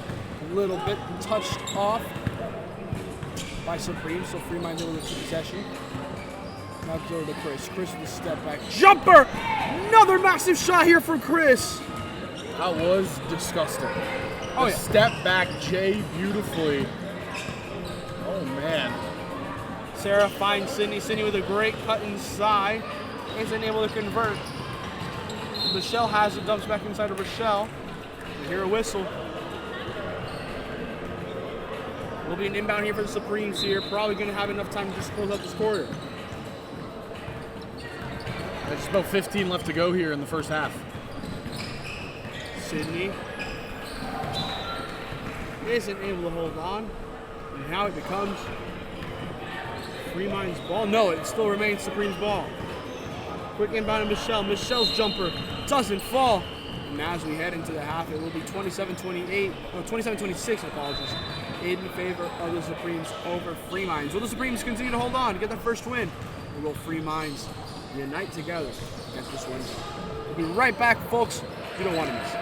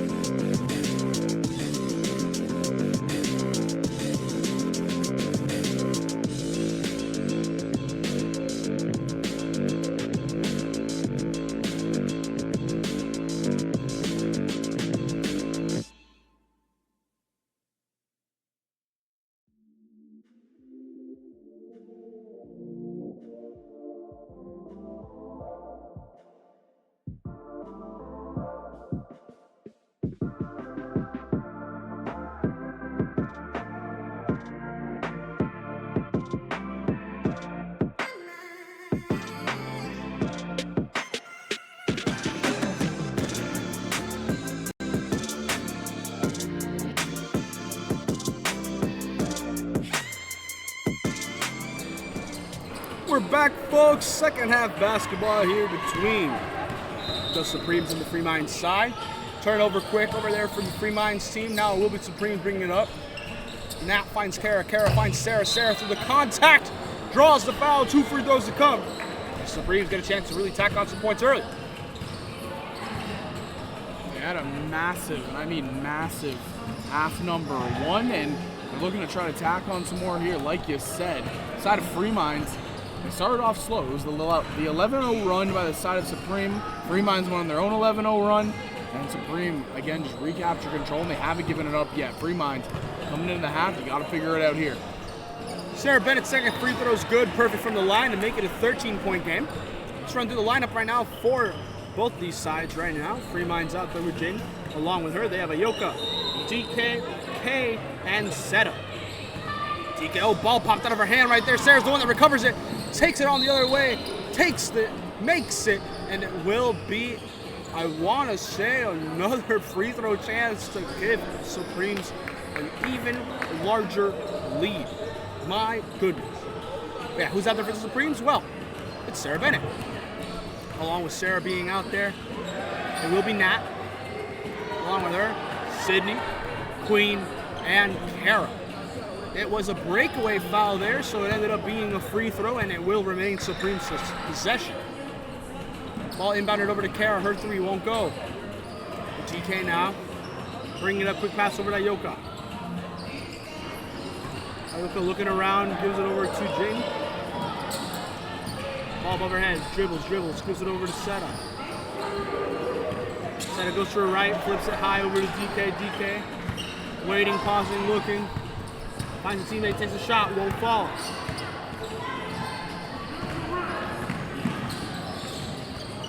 Sydney with the quick pass over to Kara. Kara to Queen. Queen goes up, no go. DK has him. Just finds Ayoka. Ayoka's the one bringing it up the court. Looking, pausing, finds Seta. Seta set her feet and beats the defender instead. Tries to get over to Ayoka, gets set and ends up in the hands of Nat. Nat finds Queen. Queen finds Sydney. Sydney, pause her feet. Takes the jumper. Super long. Off the glass. Now it's Kay bringing it up. Still a scoring drought here.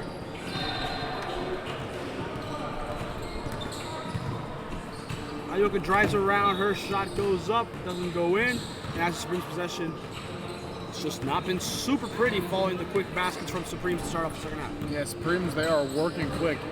Talked about it in the start of the game. They are hungry for that first win of the season. And it's showing right here, 42-26. For sure, the jumper doesn't go. In the hands of Free Minds now will be Kay bringing it up. Kay finds DK. DK over to Seta. Seta pauses, gives it over to DK. DK's 3 falls here for the Free Minds side. It's just what they needed here. First points of the second half.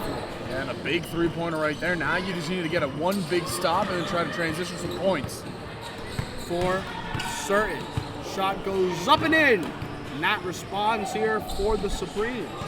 That's just a beautiful play right there for Nat, going down low and then just the little excuse me blow by. DK goes up through the contact, isn't able to convert. Now it'll be Kara bringing it up, has 2 defenders enclosing her. Able to get it to Queen quick. Quinn over now to Nat. Whoever slows it down, tries to find Kay inside. Kay pauses, looks, surveys.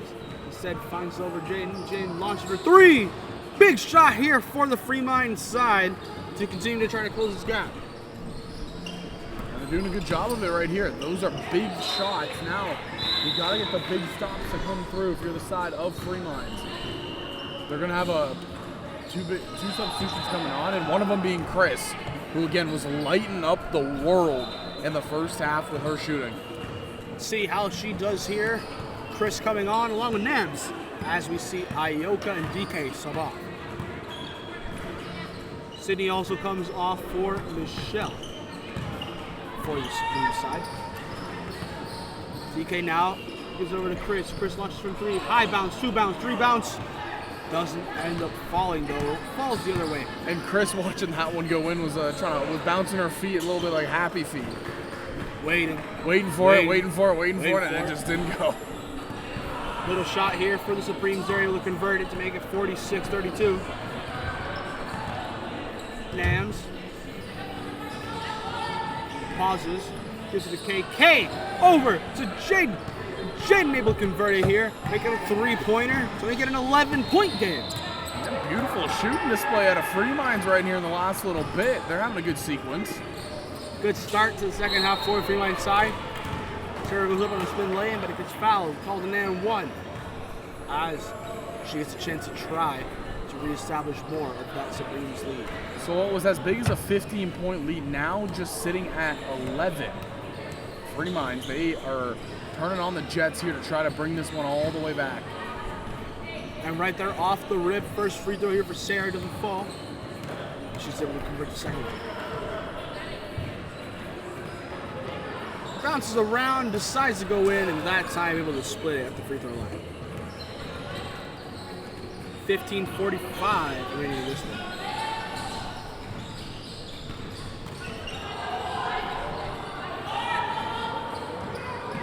There's Ayoka. Ayoka, not able to convert. Fouled. So, her team remains possession. Walker at the top. As it swings all the way around the Fremont side. DJ Crystal with the route. Lands once again in her hands. She gives to a teammate. Teammate takes a shot. Isn't able to convert it. Gives it to another teammate here. She's the one that's able to get a K. And now the Fremont side cuts to 9. Nice piece of shooting right there by Kay, and like you said, it's only a 9-point lead now. Again, got to put together some big stops here for the side of Fremont. Fremont's now pull in the board, bringing it up. Finds Chris. Chris scanning, gives it to Nams. Nams back over to Chris. Chris pauses, looks, across to her left. Gets to the K. K launched from 3. High bounce off the rim, not able to go. And it will be Supreme's ball. Not the one bringing it up the court. Chris is leaving it all out on the floor right now. Oh, yeah.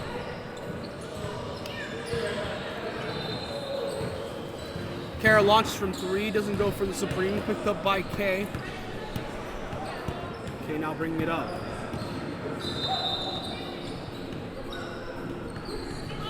Hands it over to Nams. Nams says, you know what, take it back. Gives it back to her teammate. Big 3 here from Jaden. Fremont closing the gap once more. Timeout needs to be called here for the Supremes, trying to gain some recomposure here. How about the shooting right now on the side of Fremont, though? They have completely brought this back. For sure. 6-point game. There's nothing to scoff at.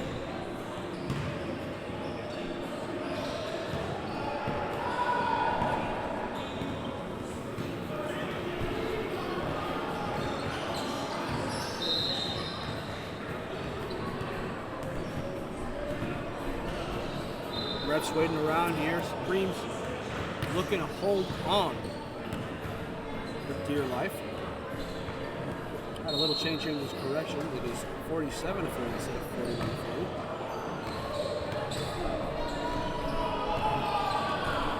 Good shot there. Rule too close to be counted as 3. Unfortunate to see, but here's how it turns out.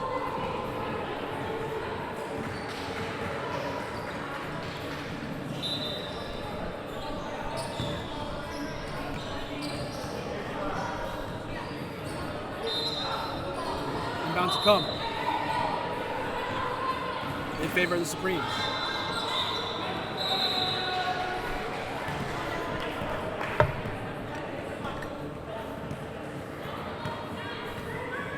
Michelle gives it over to Sarah. Sarah launched from 3-point range, wide left.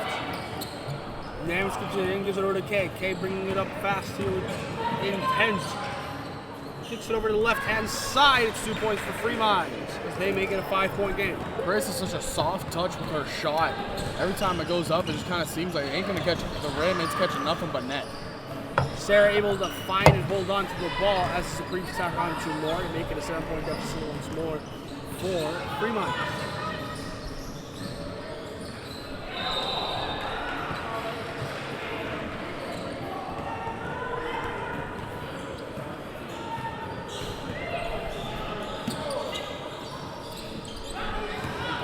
now over to Sarah. Sarah kicks it out, won't fall. Good rebound. Another rebound here once more for this Supreme side. Shot goes, don't fall. Lands in the hands once more for the Supremes. Their chance again, doesn't go. No, third time they didn't try to really takes advantage of the rebounds. Not to the hoop. Pauses, ends up putting it back out. Jumper won't fall. And now it's Rochelle. Gives it now to Sarah. Sarah not able to get the bucket. What is able to get on D? I mean, it's the side of Free Minds, they could not get that rebound. They were battling and just could not get it. It has not been great to see for the Free Mind side on the glass. They really need to bounce back there. Sarah's first free throw here for the Supremes after drawing the foul. Converts it. Let's see if she can get this air one.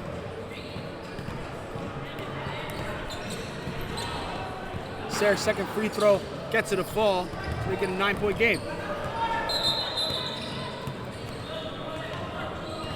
Some subs are being made here. Ayoka, Set, and DK coming on.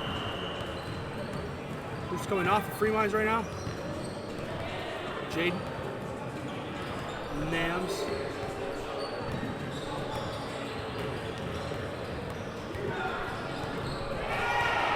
That it. Yes, it is.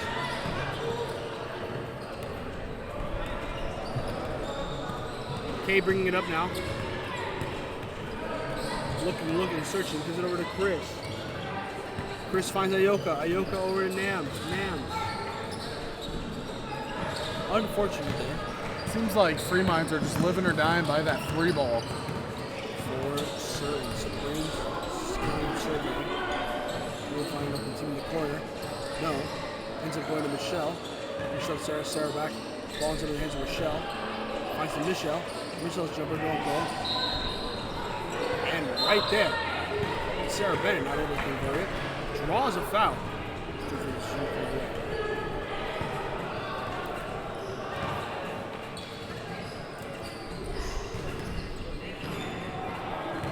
First free throw to come here for Sarah.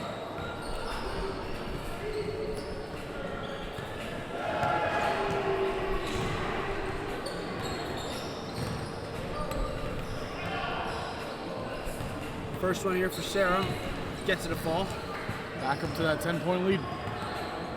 See if she can make it 2.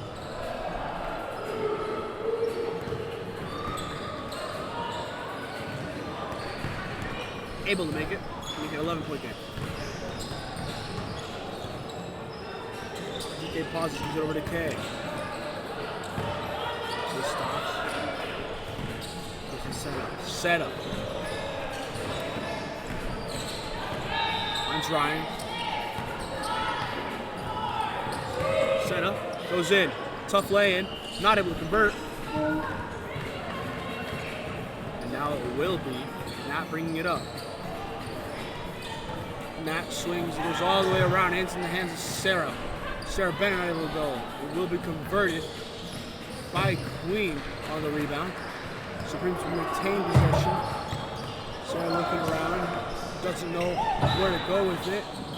And she gives it back out to Michelle. Michelle gave it to Nat, and Nat butterfingers her way through it to make it Free Minds ball.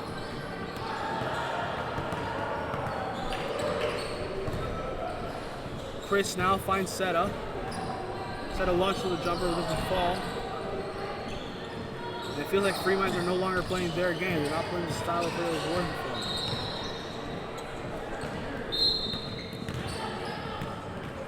Not really a lot of set plays coming out of the side of Free Mind. It's been a majority of just kind of get down, get open. If you pop a 3 and hit it, you pop that 3. For certain. It's just how it is sometimes, especially when you're playing such a compressed team like Free Mind. It's really clouding the down the inside. So Free's been trying to take 3s. It's just not been their way. Free Mind's trying to shoot their way back into the game, and it's just not been falling for them either. We have a timeout right here, ladies and gentlemen. We'll be right back.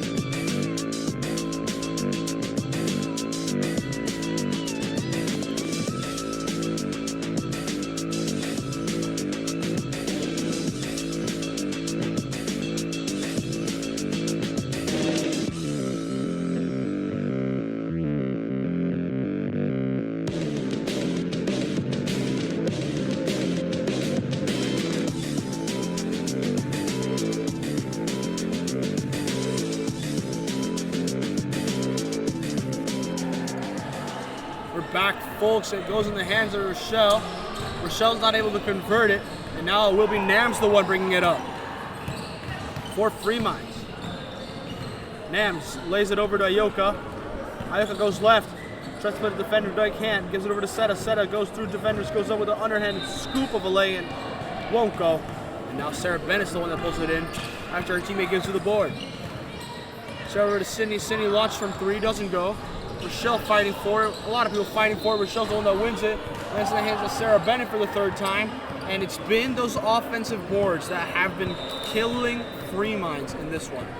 Yeah, they haven't been able to just kind of get any of those defensive grabs. It's always somebody from Supreme crashing the boards and just outboarding them. And I know sometimes that's just how it is, but you got to be able to respond better, at least play around that. Looking all the way around, it results in nothing. And now Free Minds still trail massive. Sarah looks around, dumps inside. Shot goes up, shot gets fouled. And it will be 2 free throws here for the Supremes, following the foul drawn by Nat. And credit where credit's due, though. Free Minds, they have been behind, but they have been battling the whole time. They haven't given up. It's just been more so, the defensive boards. That's kind of been the Achilles heel so far in this game.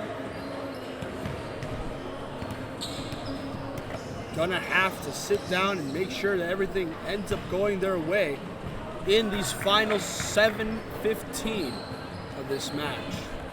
Supremes just need to hold on, and they themselves will be in a massively fantastic position and getting their first ever win of the year. They're holding on. They're looking good. They have the edge right now. They came out a little bit hotter because they are a little bit hungrier for that first win. For sure. Another miss there. Ends up in the hand of Nat. Nat pauses. Finds Rochelle. Rochelle back to Nat. Nat tries driving 2 defenders. Can't. Finds Sarah. Sarah kicks it over to the corner. Back over to Sarah. Sarah, the main playmaker. Gives it over now. But she's not able to really keep it cooking.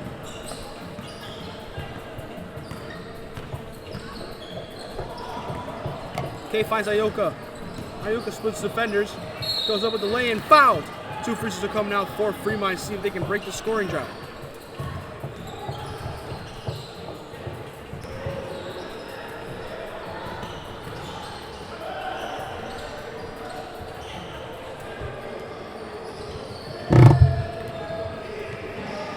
Free throws to come for Ayoka.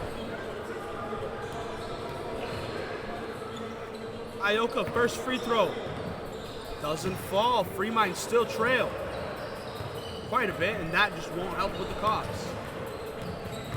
Second to come here for Ayoka. Able to convert it. Easy, easy. Sydney quarterbacks it all the way across. Not able to hold on. That's like Mahomes and Tony. Not able to hold on to the play there. Also, apologies here. Just added some. I also just transitioned away from the game right as the turnover happened. I was just trying to switch on over and adjust the score. And I counted 2 points for the Supremes that didn't go in. Now I gotta give them back. Going quickly here. Oh yeah. Even when I make a mistake, the Supremes are able to capitalize. They're up by almost 20 in the largest blowout so far in this match. In the Golden State.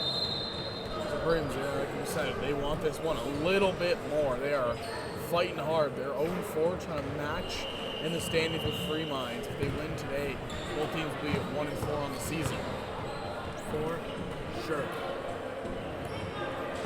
Some free throws to come here for Free Minds. First one. Able to convert it easy, smooth.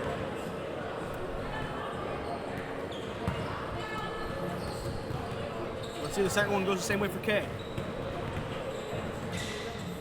Gets both here. Nice little trip to the line. As Supremes want to continue holding on and remaining with the control of this match. Side dump side of Queen. Queen gives it back over to Sydney. Sydney following the code, gives it over to Kara. Sarah finds Queen. Queen back over to Cindy. Cindy launches from 3. Doesn't fall. Sarah with the board. Doesn't fall once more. And now it will be Free Minds on the break.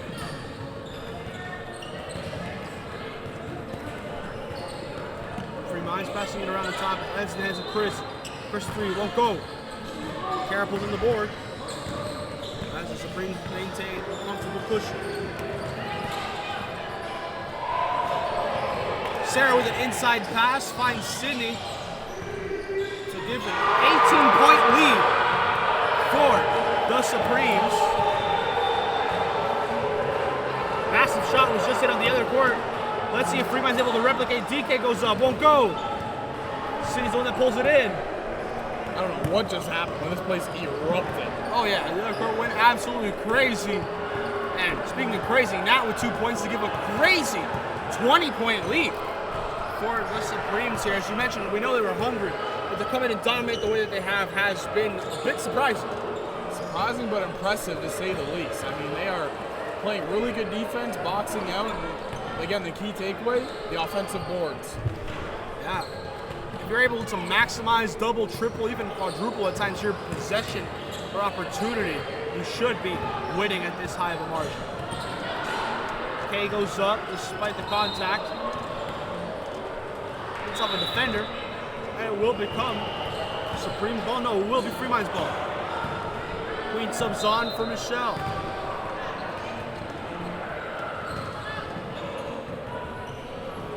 Inbounded and scored wonderfully there for a crazy angle. Big 3-4 Free Minds. She has been on fire today from beyond the arc. And just like that, speak of behind the arc, deep 2 scored by the Supremes here. Ball in the hand of Kay. Kay sets her feet, thinks about the shot. Stops though, gives it over to Jane. Jane inside, picked off. Sarah reading the quarterback's eyes, able to finish. And I know it's a different sport, but now there's another strip right there, keeping your pockets checked. Okay, over to Jane. In the corner, massive 3 for Free Minds. They might not end up winning this game with only 1:30 remaining, but if they're able to continue to close the gap, at least it'll look a bit more respectable. Sarah's 3 won't go. Once again, another offensive possession. And it's just impressive the 3-pointers that have been hit so far. Just how it's been. Chris has it, takes a jumper, won't fall. As it bounces around, some subs to be made. Just about 60 seconds left to go here in this one. Cord subbing off for Ayoka. And Chris subbing off now for Nams. Actually, no, not for Nams, but Nams goes over and dapped her up anyway. Ball played around. Kayla. Dumps inside, doesn't go. Now bringing it up, kicks back over. Here's Kay.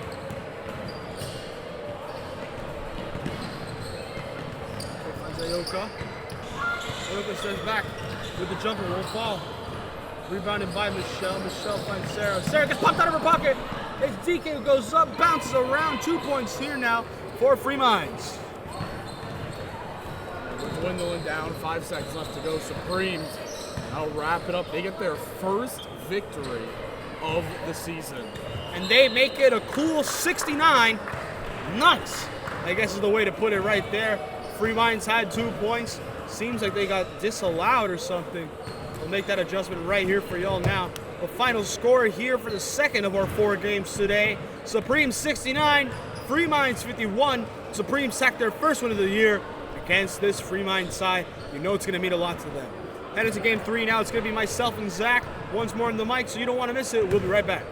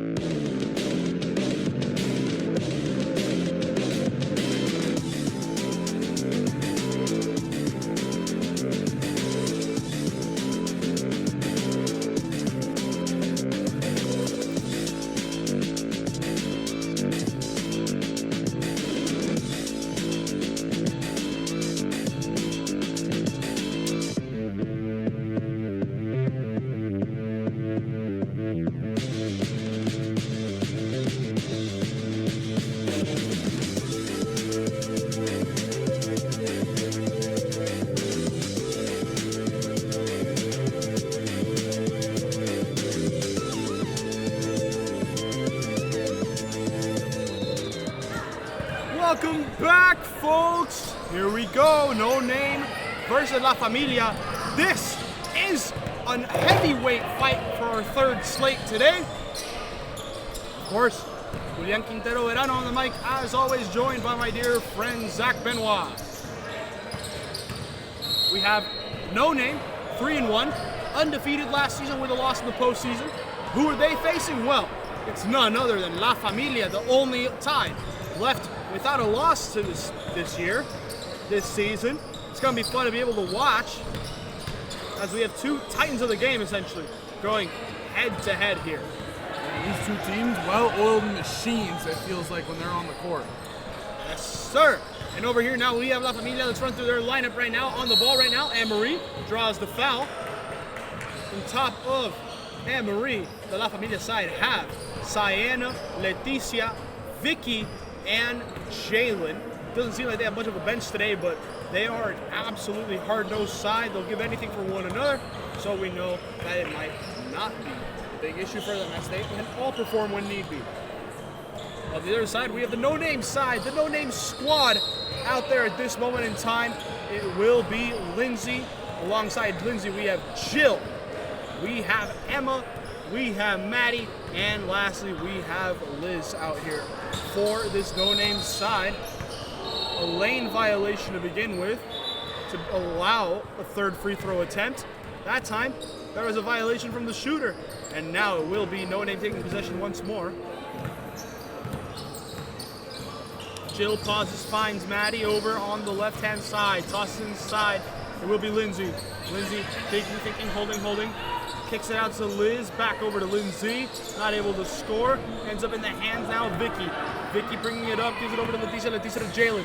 Jalen goes up with a little bit of a weird shot. Not able to really get a lot of confidence behind it. But Vicky's the one that pulls it in, gets it back, and after a 1-2, takes it! Open the bank, ladies and gentlemen. The first points are banked from Ray. How about that? Bank is opened early. And answering right off back right there is No Name. Splash from deep here for No Name.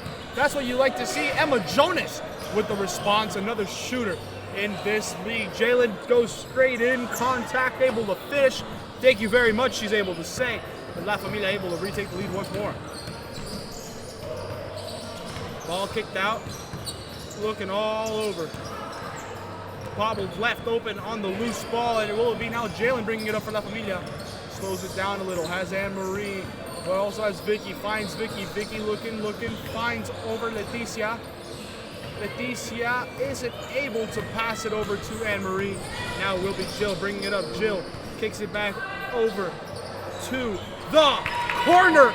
Emma Jonas again from three. Absolute sniper rifle so far out there. Yeah, Emma on her side for side of No Name. She is the most threes sanked, 11 for 24. But I wanted to mention also Lindsay, how good of a season she's having, averaging 26 points. League MVP last year for a team that was undefeated in the regular season. One of the best players we have on display out here. And though she commits a foul here on Biggie, who will get 2 free throws here, it just goes to show how good both these teams are. A lot of talent on both ends, able to really do it all. Both these sides also capable of high scoring. So early on, seeing only 6-5, seeing a lot of missed shots from both, a little bit surprising.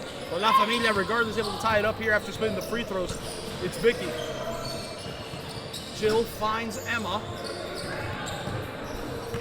Emma steps back mid-range. Jumper bounces around, doesn't go, tipped around, lands in the hands of Anne-Marie. Anne-Marie now gives it over to Jalen. Jalen with a quick outlet pass over to Vicky. Vicky steps back with the screen from Sienna, takes the three, won't fall.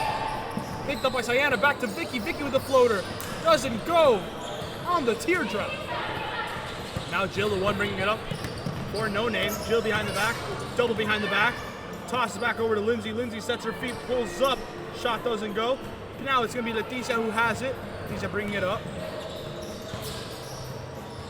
Sizing up. Maddie takes it from the elbow, won't fall. Anne-Marie gets it. She doesn't convert, and it will be Emma Jonas who has it. on the rebound. Quick pass inside. Lindsay Schoppel on the transition. She isn't able to get it to go. It's been ping pong basketball with no score here, and now it's a turnover as the connection between Leticia and Vicky aren't able to go through. And just working it back and forth. You mentioned that ping pong battle. These two teams, you're saying it. It's like a heavyweight matchup in boxing. They just go punch for punch. We're noticing it early on here. Right now we have a massive disparity in a sense, it seems. And the reason why I mention it is just so hot in here, wondering how much that's affecting the players. Yeah, I was gonna mention, you said, early on these two teams, they aren't scoring a whole lot. The heat can be playing a big factor. You get tired quicker. You're not gonna want to hit shots. You're gonna want to get a shot up instead of actually thinking about getting the best look. Sienna fighting for the rebound, isn't able to pull it in. But it will be 2 free throws now for Sienna as Anne-Marie able to, not Anne-Marie, what's it called, as La Familia able to get it. Anne-Marie and Sienna being family though on a team called La Familia, it really just shows.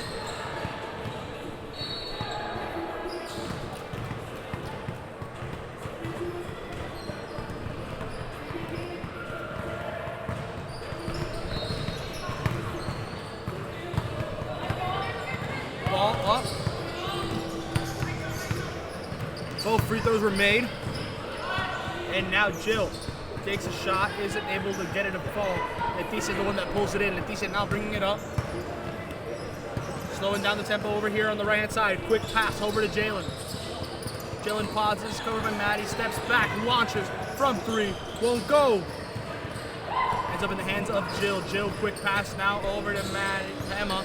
Emma, swing to Maddie. Maddie inside to Lindsay. Lindsay backing down on Anne-Marie. Goes over the tough lay and still no points from Lindsay Schoppel here to start off this game. Sienna gets both defenders to on the shot. Pump fake. Gives it over to Jalen. Able to hit it from range. Massive 3 there for La Familia as they continue to grow this lead. This is La Familia in a nutshell. They are a well-oiled machine. If you let them get hot, they will take a run. In the words of our dear friend Drewski, that shot all the way from Pape Station. My goodness, what a shot that was. A turnover now, it will be La Familia once again on the drive. Vicky shot off the glass, gets rebounded by Sienna, and it will be 2 more points here tacked on for La Familia.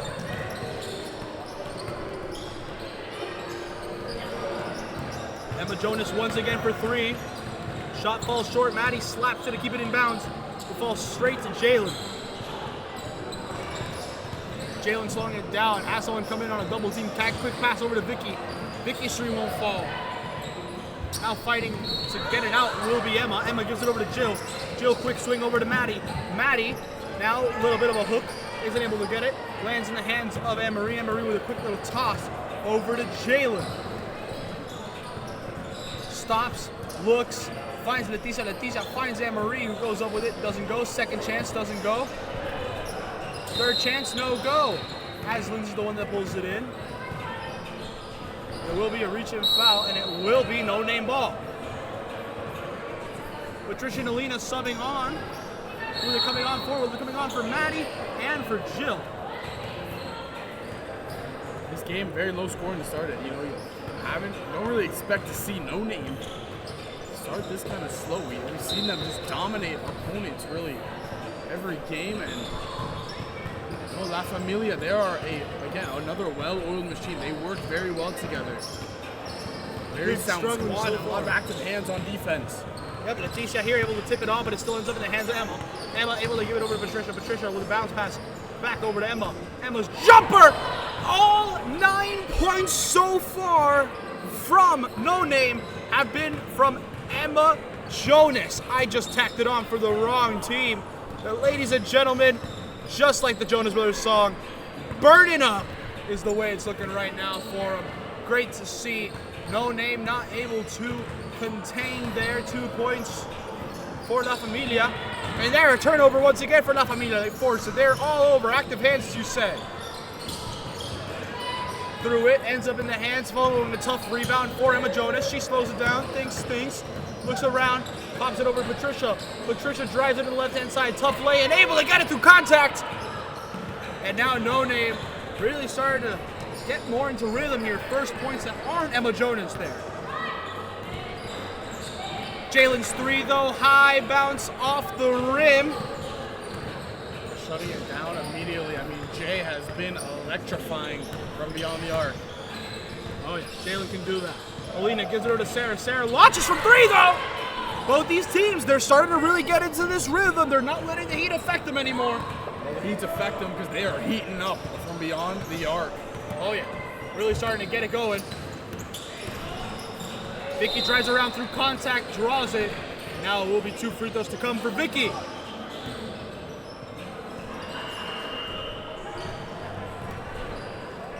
Sub coming in. Emma Jonas coming out now for Liz. First free throw here from Vicky, converts it, no issue. Let's see if she can hit the second one. Second free throw falls here for La Familia. They lead 20-14.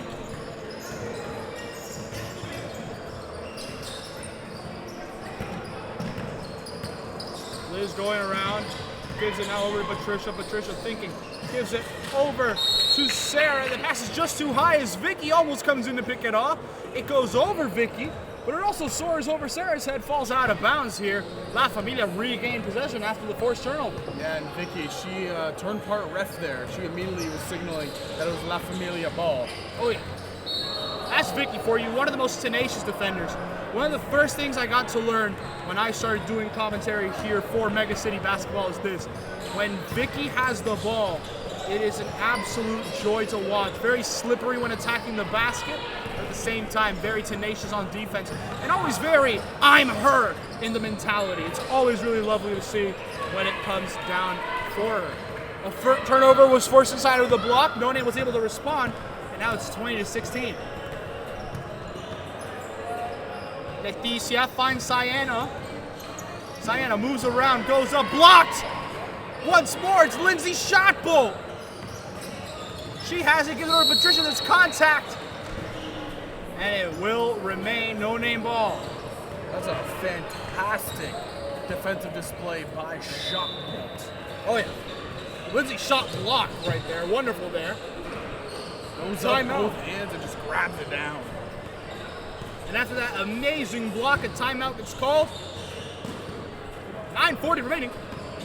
We'll be right back.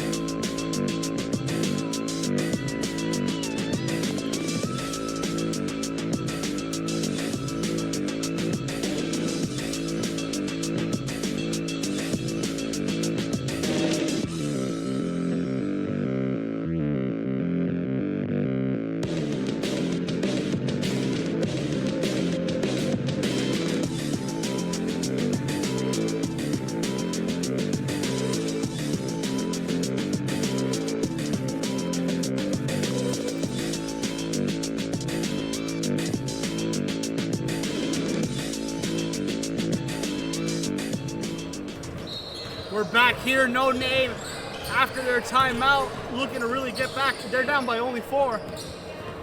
Sarah bounces over to Alina. Alina through the contact, able to go to Patricia. Patricia straight to the hoop, tough lay, and isn't able to get it. And Vicky hand up, says, hey, I'm not going to grab it, but ends up picking it up before it goes out of bounds. Vicky now heavy dribbling straight to Patricia. Patricia's not able to hold on. Sienna gets one pump fake, goes over there on the second opportunity, able to finish there. Fantastic job, just the stop hesitation move, then to go up there with that float. Yeah, reigning champions continue to really show out here. They're up by 6. Lindsay through contact, able to flip it over to Sarah. Sarah's jumper won't fall. Gets bounced around, ends up in the hands of Lindsay. Lindsay now gives it over to Liz. Liz able to slither her way out.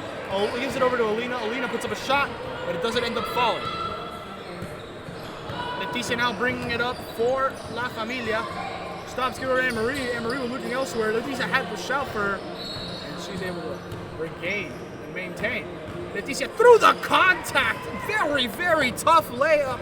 And as they say in the Brody League, got a dog in her right there. Wonderful play from the Brody League vet. It doesn't matter how big your defender is, Leticia Lopez goes straight to the rim. That's exactly what you like to see. She brings all the tenacity there. And Lindsay shot bolt. I think one of them did get a block, but when both of them are going for it, one of them surely is going to make contact with Lindsay. And as a result, 2 free throws to come here for the no-name star. One thing you can also say, partner, about Leticia Lopez, HDMH, height doesn't measure heart. That's what you like to see, especially when it comes to this league. A lot of players that carry that mentality, and it's always lovely to see. We saw it in the first slate of games with Julia, and now we're really getting to see it here with Leticia as well. That's just the style of play both of them bring, loved by their teams, and it demonstrates it every single time they're on the court. Most definitely. Both free throws made here for no name. Leticia bringing it up, now able to give it over to Jay. Jalen looking around, takes the screen from Anne-Marie. No, gets the defenders to bite. Launches from three-point range, won't fall. A fight on the glass. Sienna isn't able to beat out Lindsay. Lindsay gives it over to Patricia. Patricia finds Jill. Jill to the corner. It's a 3 for Maddie. She gets her first of the day. And now No Name trail by 3. Big three-pointer right there, like you said, by Maddie. And they're all the way back in this. No Name, they're not giving up. Vicky's shot here tries to get her to kiss off the glass and fall in. Instead, it kissed off the glass and went over. Not exactly something you commonly see, but regardless, it is just how this situation goes. Sub being made near, it is Keisha coming on now for Jalen. Give Jalen a much-needed breather. Jill bringing it up now to push the tempo. Swings inside quick. Maddie gets the pops out for a bit, but maintains possession, tries something it inside, loses it. It will be Sienna. Sienna's the one bringing the charge, gives it to Leticia. Lopez goes up with a wonderful little finish, cross up, switch hands, put it in the net. Thank you very much.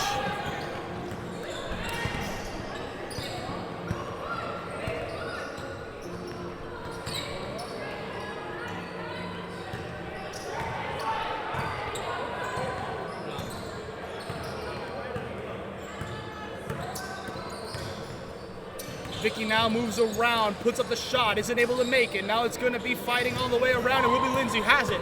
Lindsay now bringing it up, gives it over to Patricia. Patricia goes up, able to get the bucket as they score it there. As now it seems like we're going to get a timeout. We're going to need a check. Seems like they're deliberating over here at the desk. Wonder what's happening over there. I think it might be about the score, partner, because they have it as 25-24 right now. But La Familia is up actually 26-23. I wonder if that's what it was here, if it was just a stoppage. Who knows? We'll see when that correction gets made, as it should be quite soon. Leticia now gives it over on a 1-2, pulls up from 3, able to get it to go! And now La Familia lead by 6, it being 26-25.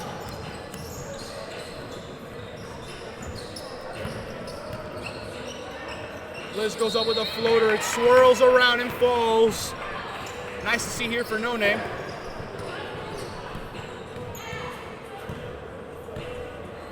Working around here.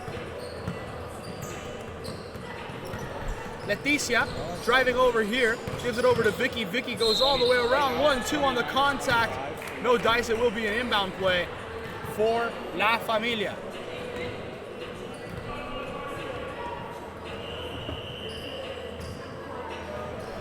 Emma Jonas subbing on for Patricia.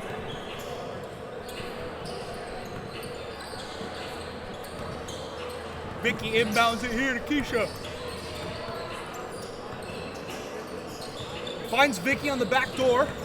Goes around, floats around, goes up, isn't able to get her to go. Through contact once more. It will be an inbound to come here now.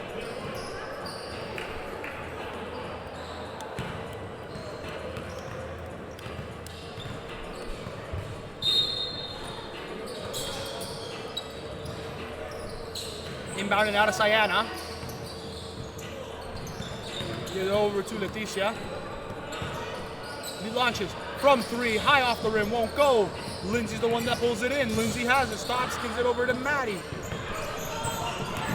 Maddie drives in. Flips out of Lindsay. Lindsay back over to Emma. Emma launches from 3. Falls! Another massive 3 from Emma Jonas to make it a 1-point game. Yeah, 29-28, no name. They are still scratching and clawing. They want to take the lead here. Vicky tries to respond on her own, won't go. Anne-Marie has it, responds here with 2 to make it 31-28.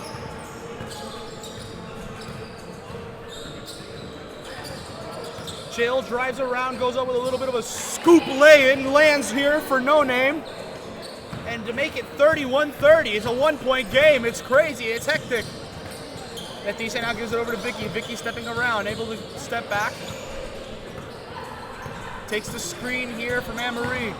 Spin here from Vicky, fades away, not able to make it. Rebounded by by Lindsay. And it pops out.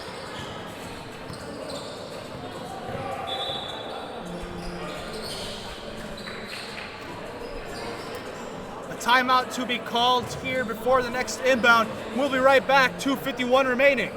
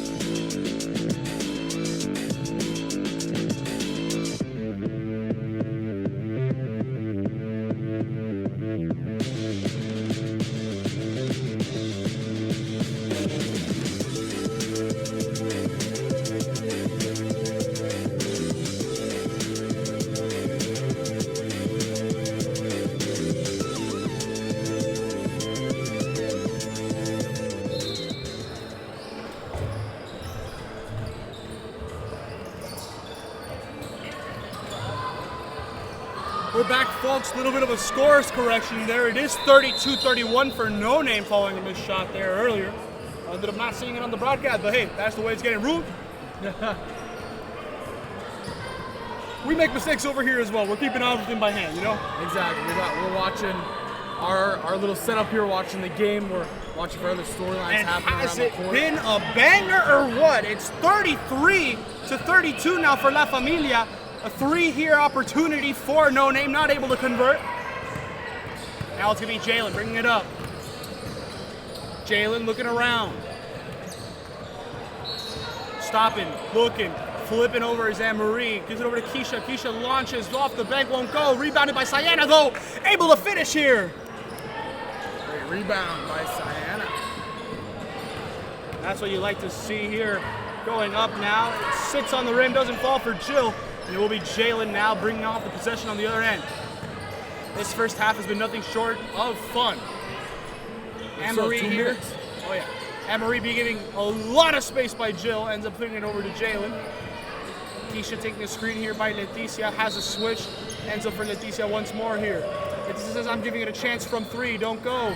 Keisha isn't able to hold on. Isn't able to grab it.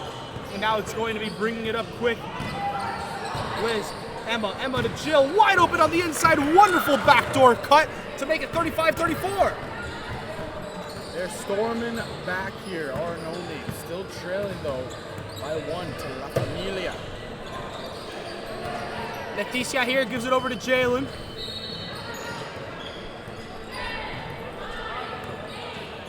A little bit of a shot clock potentially. Jalen through the contact. A wonderful drive and finish to the hoop.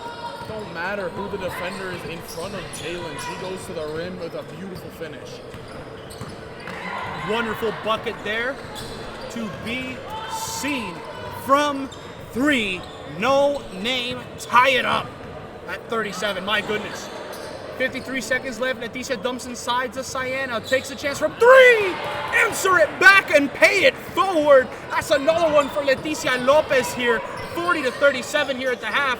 Jill gives it over to Jonas. She's wide open. Let's go band for band right here is what they're saying. Tied at 40. It's Splash City here at Hoop Dome. My goodness, I forgot my parka. And it's going to be Leticia off the little bit of a block, able to float it in. Teardrop there. It's going to be 42-40. A lot of quick scoring. 20 seconds left. 20 seconds left in this half here. Emma Jonas looking around, gives it over to Jill. Setting up a play here against Anne-Marie. Goes up through the contact, scoop lay in and bucket. 42 on both ends here. A whistle gets blown. It's a messed up inbound, and they're going quick right here, trying to get access to it. Tries to give it inside to Sarah. Sarah gets a shot off. Won't go. No Name tried very quickly running and getting the quick inbound in to be able to get some additional points before the half ended. Sadly, they weren't able to do it. They weren't able to do it within the time of the clock. And just like that, we got a tie game at 42 this half. Wow, I mean, what else did you expect out of these two juggernauts going after it here? A tie game going to the half. Can't wait to see what happens here in the second half. Crazy scoring run to end the first. Let's see how it goes into the second. We'll be right back, folks. Don't go anywhere.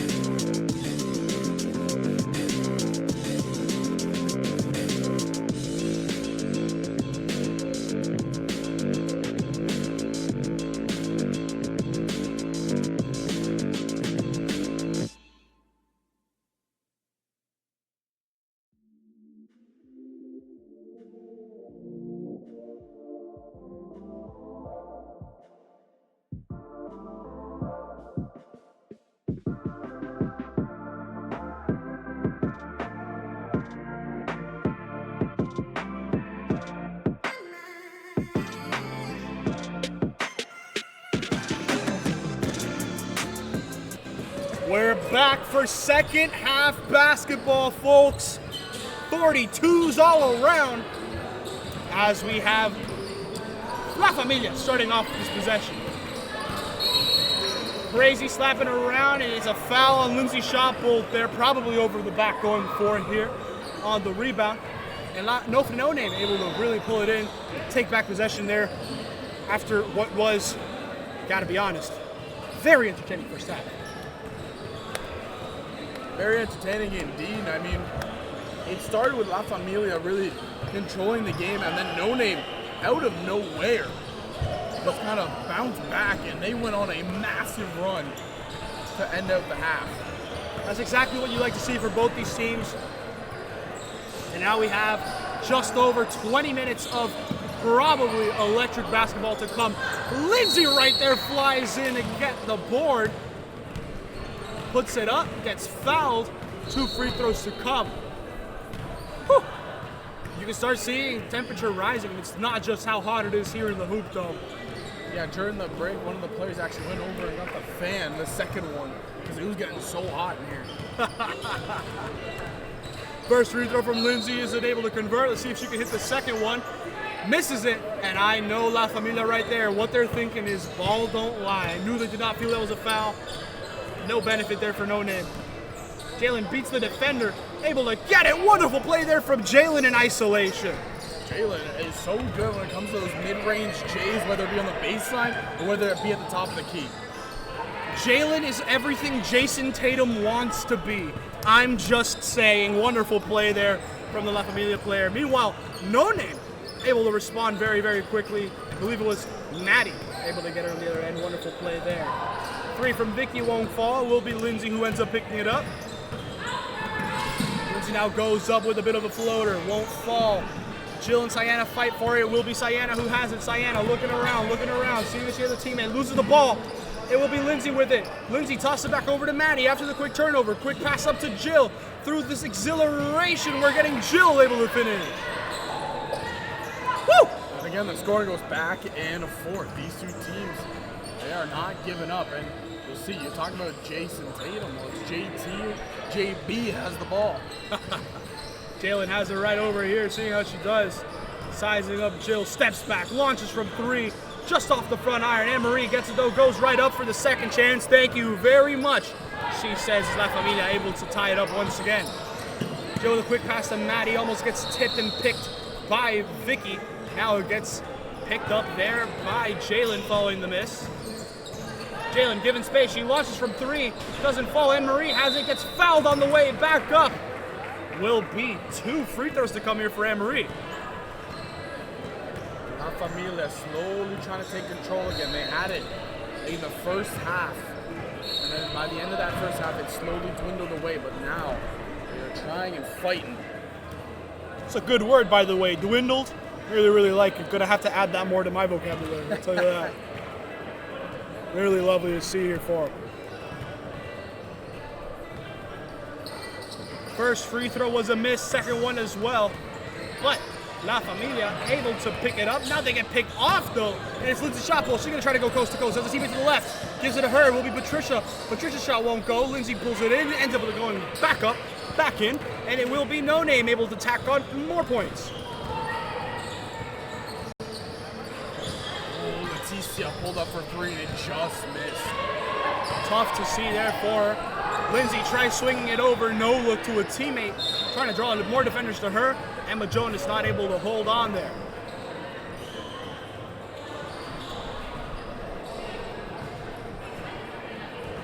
It will be La Familia ball. They look to attack here. Leticia Lopez bringing it up. Drives to the right, gives it over to Jalen. Jalen takes the screen from Vicky, gets picked off by Jill! And Jill going up, Vicky going back on defense, goes for the block. Instead gets whistled for the shooting foul.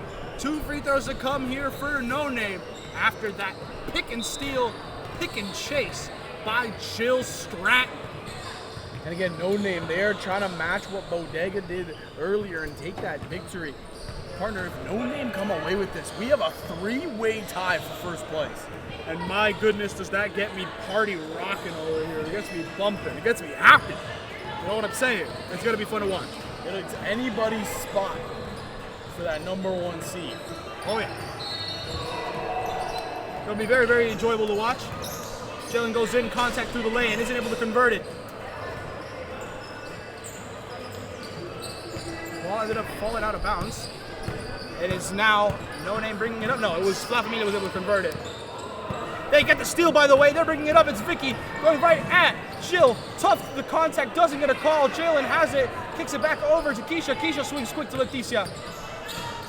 Leticia threw it to the defense. Tough lay and able to finish right there through some contact to make it a 50-point game. That is just pure skill from Leticia Lopez. That's such a soft touch to the rim, and that is something hard for players to learn. But Leticia Lopez does it to a T every single time. Wonderful to be able to see, and they forced a turnover. So now La Familia once again able to get it going.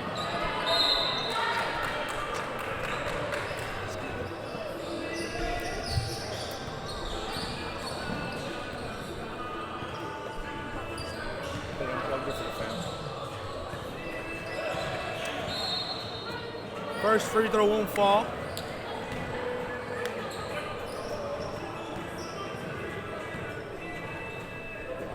Second free throw here for Sienna also doesn't fall. Sienna not able to get it. Sarah's the one that pulls it in. Now Sarah's going to be the one bringing it up.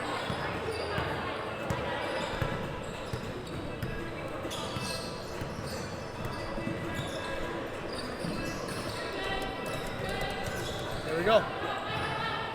Jill looking to see how it goes for her. Swings quick to Liz. Liz going around, pauses, looking, loses it. Stripped away by Sienna. She's the one bringing it up here. Full charge over to Keisha. Keisha's jumper, bank it in. 2 more points here for La Familia to make it 3 in the lead for them. It's a big sequence for La Familia. If they can get a big stop here, they can possibly run away here. Jill steps back, launches from 3-point range, high bounce off the rim. Jalen's the one that pulls it in and is now doing the break. Gives it over to Vicky. Vicky through contact goes up. Free throws to come now for Vicky.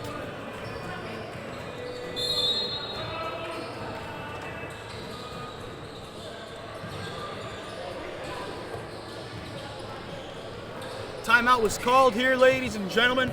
We will be right back real quick before we get these free throws.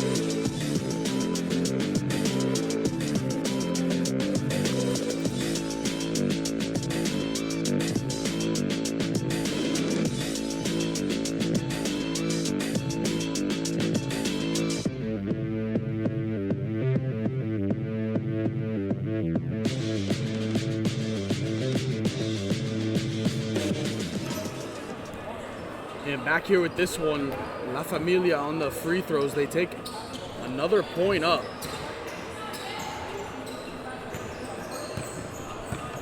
And they'll go up 2 here, so it's a 5-point lead for La Familia with 14 left to play.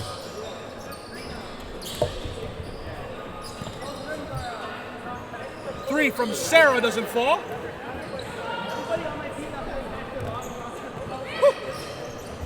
Jalen stops, launches, doesn't go. Leticia not able to corral it. It will be no-name ball.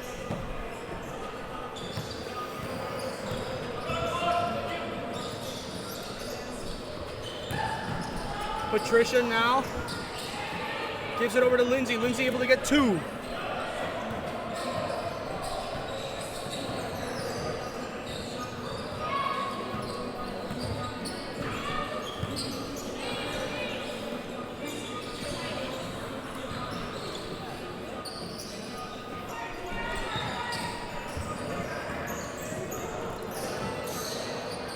No name calling the turnover, able to get it back. Emma Jonas fully smothered by Leticia. Tries to flip it inside, won't go. Will be Jalen now bringing it up. Jalen looking, goes up with a tough shot, draws the contact. 2 free throws to come here for La Familia. La Familia really out from that break. They have been electric here to start the second half, and they've taken command and taken the pace of this game. Yeah, taking the pace of the game, it's been fantastic for them, but also you got to give love where it's due for this no-name side. Able to keep up the tempo, able to keep up the fight. Still only a 3-point game. Yeah, this game is far from over, partner. Both sides have just been fighting the whole way through. And it just kind of comes down to, who's going to have the last laugh. Who's hungry, I guess, could be the really big point here. Patricia able to now give it over to Lindsay Shotbolt. She's able to finalize it to make it a 1-point possession. And Shotbolt, we haven't seen her get acclimated just yet in this game. Don't let her heat up because we know what she's able to do. Anne-Marie draws the pass from Jalen, gives it back over to Jalen. Jalen given space, launches from 3-point range. Called the bank! It's open, ladies and gentlemen, for clean deposit there. 3-point play there. 4 points now. Jalen again, JB for 3. She has been electric today. Lindsay drawing a double team, gives it over to Emma. Emma's also been electric from 3. Does she respond? Won't go. It's coming to us. Keisha saves my life. And now is able to swing it all the way over to Jalen. Jalen dribbling slowly here on the sides up, steps back from mid-range. Could have been a very, very nasty highlight. Instead, it's going to be picked up and taken the other way by Patricia. Patricia gives it over to Lindsay. Lindsay goes up, won't go. Vicky has it. Bringing it up, goes up. And that's just where it is. That's just how it is. No other way to put it.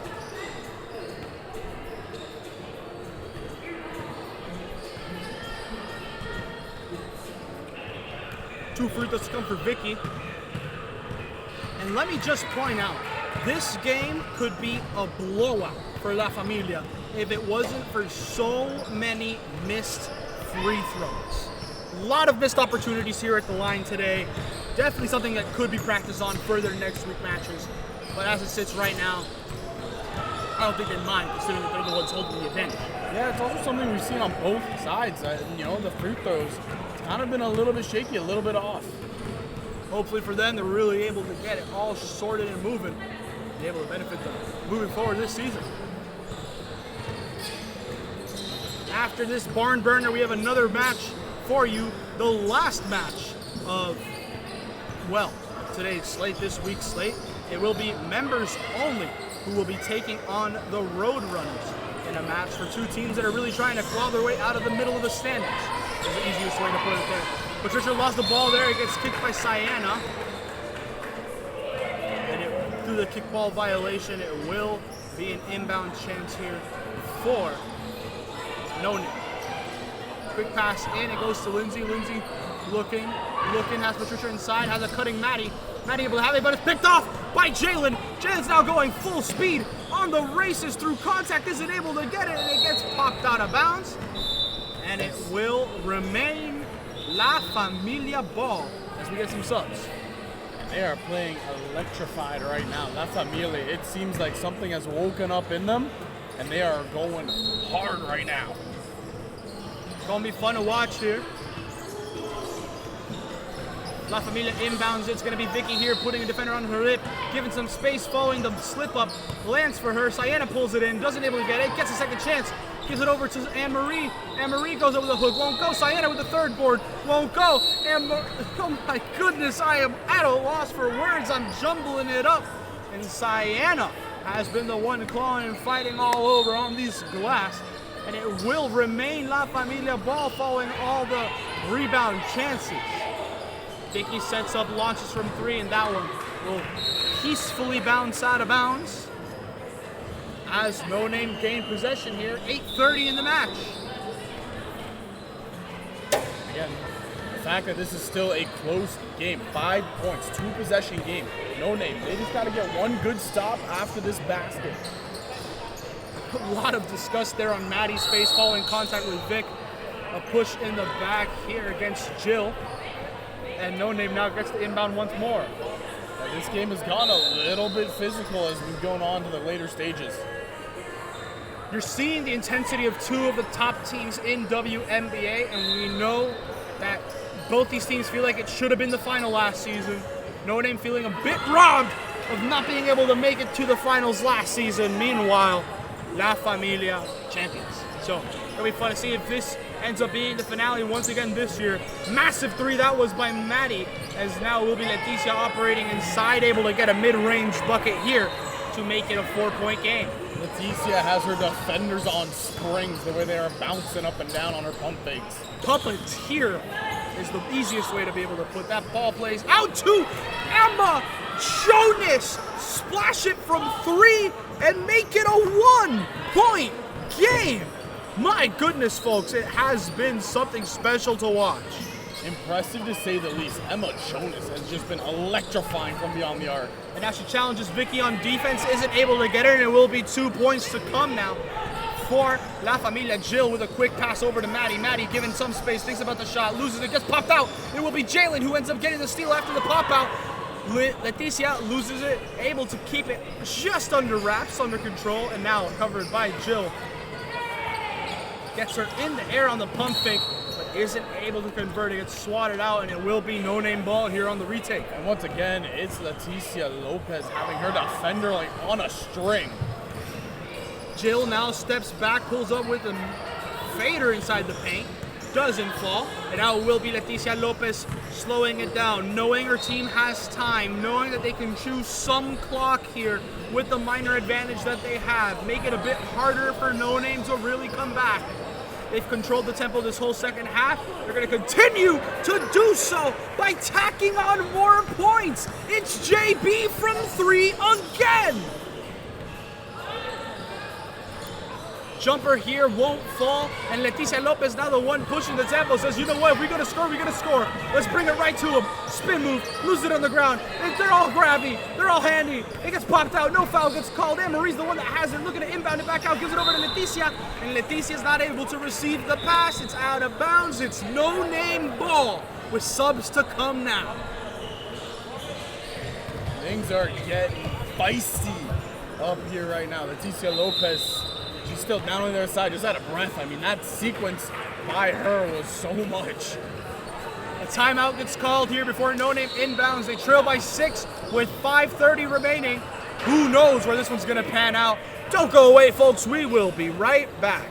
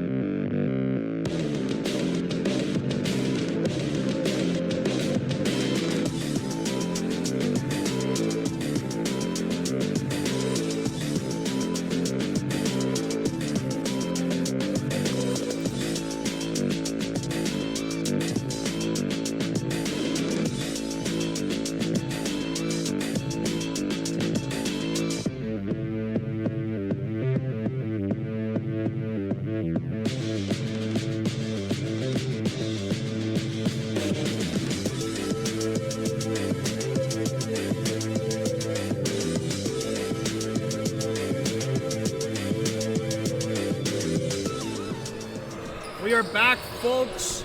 No Name now fighting in. Jill Stratton. Ball gets tipped in the air. I thought it might have been a clean block, but you can see Jill holding onto her hand. Tough little contact there as 2 free throws are to come here for No Name. She's holding onto that wrist a bit, wincing. That's not a great sight to see, especially when you're trying to play catch-up. First one here for Jill, able to convert it. Let's see if she can get both. The unfortunate part too, it's on her shooting hand. You can see the discomfort here on the shot. Let's see if she plays through it. Leticia Lopez now, and as mentioned earlier, there's one thing that she's done that La Familia has been doing fantastically is controlling the tempo of the game. Jalen here feeling fun, takes the shot, isn't able to convert it, and honestly, that's Jalen. Jalen will take whatever shot she's feeling in the moment. Very much a player, a heat check player, I guess. But there's so much swagger, I guess is the easiest way to put it, when Jalen plays. It's genuinely one of my favorite things to do here in WNBA is just watch how she operates. There's a lot of talent in this league as well. We see it on display every single Monday. Whew. Y'all ever want to come by? Hoop Dome from 7 p.m. to 11 p.m. We got matches here, so come by, support would be absolutely awesome. In the meantime, steal here for La Familia. Jalen's the one bringing it up now, slowing it down. Sienna coming up to give a screen over to Emma Jonas' right. Goes over the stream, no switch, gives it over to Vicky. Vicky has a curler? No curler, it's just Vicky. Vicky takes the screen from Sienna, through the contact, goes up, tough lay and able to finalize. And that is another 2 points here for La Familia. Great play right there out of Vicky, and she has made her name known in this one all over the court.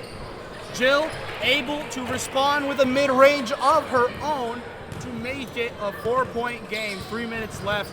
A stop, a massive stop, is needed here for La Familia if they really want to try to bring it into their own. Vicky looking, covered by Liz. Gives it back to Leticia. Leticia dribbling in, splits two defenders, looking around on the pump fakes. Ball super low, needs to get a shot up. Does, draws, contact, but even through the contact, it doesn't get ruled a foul. It gets ruled shot clock violation. One of those split-second decisions there. I think the referees might have gotten it right as well. Yeah, it looked like as she was coming up with the layup, and it was just still in her hand as the timer hit 0. No Name capitalized on that 2 points. It's a 2-point game, 2:25. And by the way, for anyone who doesn't know, when a game is at double digit in terms of difference, the clock will not stop within 2 minutes. In a game like this, where we are biting our nails, every stoppage of the ball stops the clock after 2 minutes. And that's going to be fun. Vicky pops out. Leticia has it. Flips it over to Anne-Marie. Anne-Marie back over to Jalen. Jalen's going to have it. They're going to slow down. 2 minutes left on the clock. ISOing here on Jill Stratton. Steps back, thinks of the shot, won't. Gives it over to Vicky. Vicky, covered by Alina. Gets a pump fake in the air, pulls up from the elbow, won't fall. Picked up by Jill Stratton. Now Jill's the one pushing the tempo, bringing it up on the other end. Bounce pass into Lindsay Shotbowl. Blocked. Fouled. Doesn't matter how you look at it. 2 free throws are coming right now for Lindsay Shotbowl. And even though she hasn't been as dominant this game as she usually is this season, she has the chance right here to equalize at 1:37 remaining. Yeah, big-time moments usually come with big-time players. And Lindsay pulls through for the first one. Lindsay, by definition, is a big-time player. One of the best in this league. First free throw converts it. Second free throw as well. 1:37. As we wait here for some inbound, we're seeing some substitutions. Jalen subbing out here for Keisha. Down the stretch, one of the more interesting moves that we've gotten to see so far this season. But Keisha is a very talented passer of the ball, so that's going to be fun to see where it goes. Well, partner, I'm excited to see how this one ends with 1:30 left to go. Leticia gave it to Sienna. Sienna over to Vicky. Vicky holding around, gives it over to Keisha. Keisha pump fakes one way, takes a jumper, isn't able to get her to fall. Anne-Marie's the one that pulls it up, gives it back over. It's to Keisha again. Her midi won't fall. They're fighting it once more forward. They're on the ground. Lindsay Shotbowl still with the ball as they go to grapple, and it will be No Name ball. 1:02 remaining, just over a minute here, and we're tied.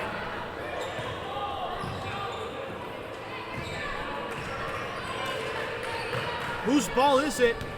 The refs have deliberated. La Familia. And it will be La Familia ball thanks to the possession arrow. Jalen subbing on now for who? A lot of confusion right now on the court. Will be subbing on for Keisha. I was going to say, I thought for a second nobody was going to get off, and we're about to have a 6-on-5. Vicky looking to inbound. Able to give it to Anne-Marie. Anne-Marie looking. Gives it over to Leticia. Leticia sizing up. Drives in quick. Loses it for a bit, but it goes to Vicky. Vicky able to pump fake. Kicks it out. And it will be Sayana.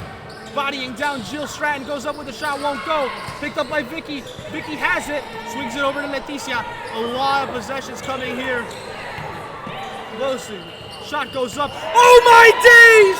What a shot from Leticia Lopez, splashing in the face of the defender. And just like that, they got to answer back. Jalen with crazy tenacity pulls it in, able to get it out. But the question is, no, it's not categorized as a steal. The possession arrow comes into play once more, and we get no-name ball at the half set. I gotta say, also, I think there's a timeout coming here to the side of No Name, Leticia Lopez. I'm pretty sure that was her non-dominant hand as well. That was her right hand she went up with the shot. Wow, what a shot. Shot clock falling. Shot falling. Shot clock, jeez. Crazy right there. You know Chris Smoove would have been proud of that one. What a shot that was by Leticia Lopez in the face of the defense there to make it a 3-point game here. Will No Name be able to respond? It's all coming down here for them. They have 30.8. And even though Lindsay Shopple is their best player, has been all season, if I'm a member of this No Name team, I am going to try to find Emma Jonas on an open jumper in the corner. Yeah, she has been electrifying from beyond the arc in this game. If you can find her open in either corner, you gotta give her the shot, because you know that is the best bet to tie things up right now with 30.8 left on the clock. The tension is high here at the Hoop Dome. Two of the best teams in the league. You already know this might be a playoff matchup, whether in the semis or in the final. It would be cinema either way. No Name looking to inbound. It's going to be Emma Jonas. Emma Jonas looking to inbound. Quick pass inside. It gets tipped around. 2 free throws on the shot here. And on one hand, it's good for them to have a chance to score 2 points here. On the other, when you're fighting the clock and you're down by 3, this might have just played into La Familia's favor. We also gotta notice the shot clock will be on for a minimum 5 seconds left in the game to the side of No Name if La Familia winds it down the whole way. A miss here from No Name to make it a 2-point game. It seems like they might intentionally foul Vicky. No, won't be an intentional foul. Gives it over to Leticia. Now they will. Tries to grab it, and it does get ruled an intentional foul. Are we in the bonus is the question. Next one is the bonus. Next foul, we're in the bonus. We can already see No Name knows that they've been missing their free throws. They're going to bank on them, not being able to hit them here in this moment. Ball into Jalen. Jalen able to claw her way, earn a free throw. Now it's 20.43. If Jalen hits both of these, hey, No Name got to rush down and hit the shot. She makes 1. Let's see it. She made 1. That means, as it currently stands, No Name needs to hit a 3 to force OT. Clutch as always from JB. No Name need a 3, and they need a quick stop. Leticia, no, not Leticia, Lindsay, over to Jill, apologies there. It ends up, it's bouncing around, it's a scramble. Vicky has it, swings it over to Jalen. Jalen has it, gets kicked out by Patricia, and it's a kickball violation. No, either way, it falls out of bounds, and it will be La Familia ball, 7.4 remaining. This has been electrifying action. We just might get to witness a miracle still. Inbound there, goes long. Clock doesn't start because it goes out of bounds. Did it get saved? What's the play here? Just gotta say, the play out of Leticia Lopez and Vicky down the stretch here in the last 5 minutes has been spectacular. And we just got to see it there. It was, if I remember correctly, one of Vicky or Leticia there, out of bounds, able to toss it back in off of a no-name defender. And just like that, they gain possession, and with 5 seconds left, the white flag gets waved by No Name, and we get an absolute barn burner here on the third of our 4 games here. 73-69 the final score. La Familia remain undefeated here, Zach. What a game. And that's only the third of 4 on the day today, and La Familia, they showed up and showed why they are the reigning champions. It's going to be fun to see how it goes. Who knows where it ends up moving forward. Next match here, final match of our slate. We have members only. They're 1-3. They're looking to go 2-3. They'll be taking on a Roadrunner side, though they're looking to break out of the 500 hole. Will it be for the good or will it be for the bad? Who knows where it goes? But final score here from game slot 3, 73-69 in favor of La Familia.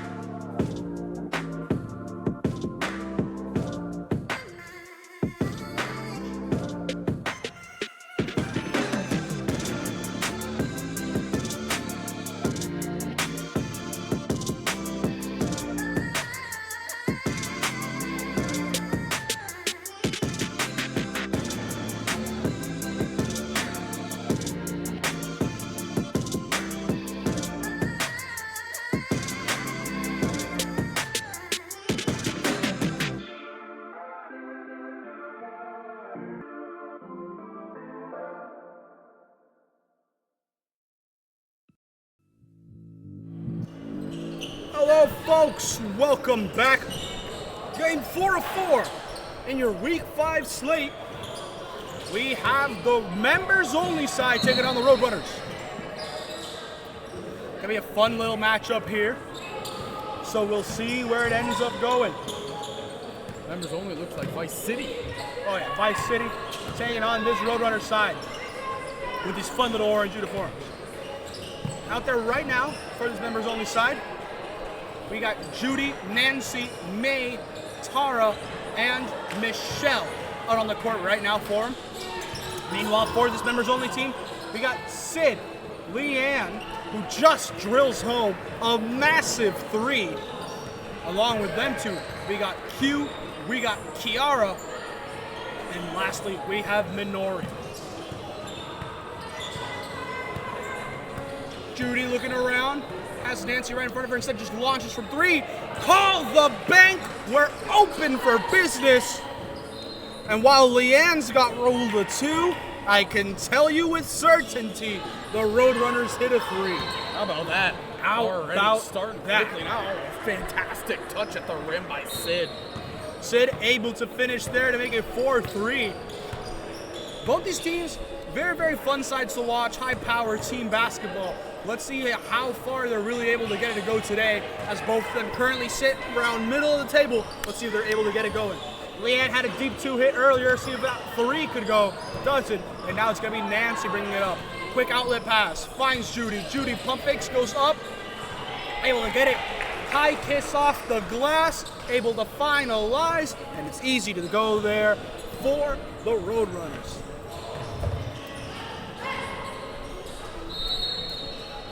Sid here launches from 3, hoping that the bank is open, but sadly no deposits allowed today. Right there. Michelle sizing up, has Tara, gives it over to Tara. Tara goes up, able to finalize in. Little 1-2 on the step up to make it 3 on the lay-in. 4-7 for a 3-point lead here. Yeah, working quickly are both of these sides. Roadrunners, see why they have the name. They are fast, moving up and down the court. They do everything they can here to generate offense, to bring tenacity on the D. They trail in a wonderful sense, especially when they're linked up in one-on-one coverage.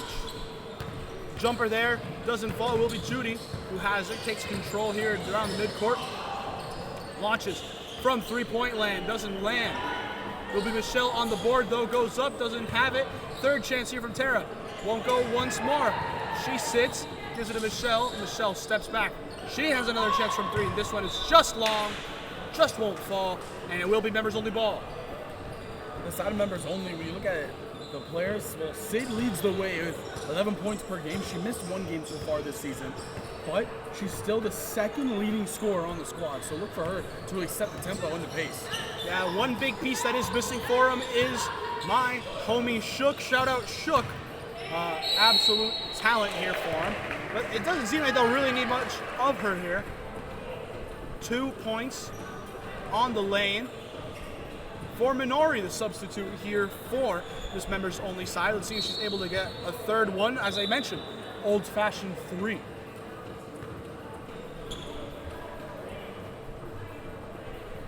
Wait here for the deliberations. Very quiet right now in the hoop, though, I'll be honest. It was very loud earlier on. There is still one more game going on over on the men's side. Oh, yeah. But even then, earlier today we had a bunch of matches on the other courts. You could definitely hear it, and the fans were obviously very much into it. Right now, it's the 10 p.m. start time. Everybody's tired. Everyone's tired. Everyone's home. It's been a long day. But you know what? That's all right. That's just simply how the situation ends up turning out for them. Members only. Looking all over here. Looking for a reset.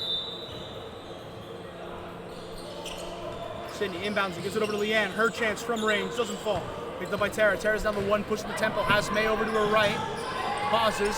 Gives it over to Michelle behind her. Gives it over to Judy. Judy, massively deep from 3. Picked up by Nancy. Doesn't go. It will be Sydney having it. Tosses it over to Q. Q over to Leanne. Leanne, mid money from 3. Been not scared to launch. It's open in the corner. They give it to her. She thinks about it. Then she tries flipping it over to Kiara. Doesn't end up connecting on the pass. It will be Michelle bringing it up full speed. Goes up through the contact and a wonderfully wonderfully orchestrated lay-in as it slips in, slides in, and falls through the basket. And again, driving to the lane there for members only, it's Sid. Draws the foul. 2 points to come here now, potentially, from the free throw line from Sid. First one for her. Falls easy, doesn't even graze the rim. Now let's see if she's able to make it a 1 point game. Able to get her to go for Sid. It is 8-9 now in favor of the Roadrunners.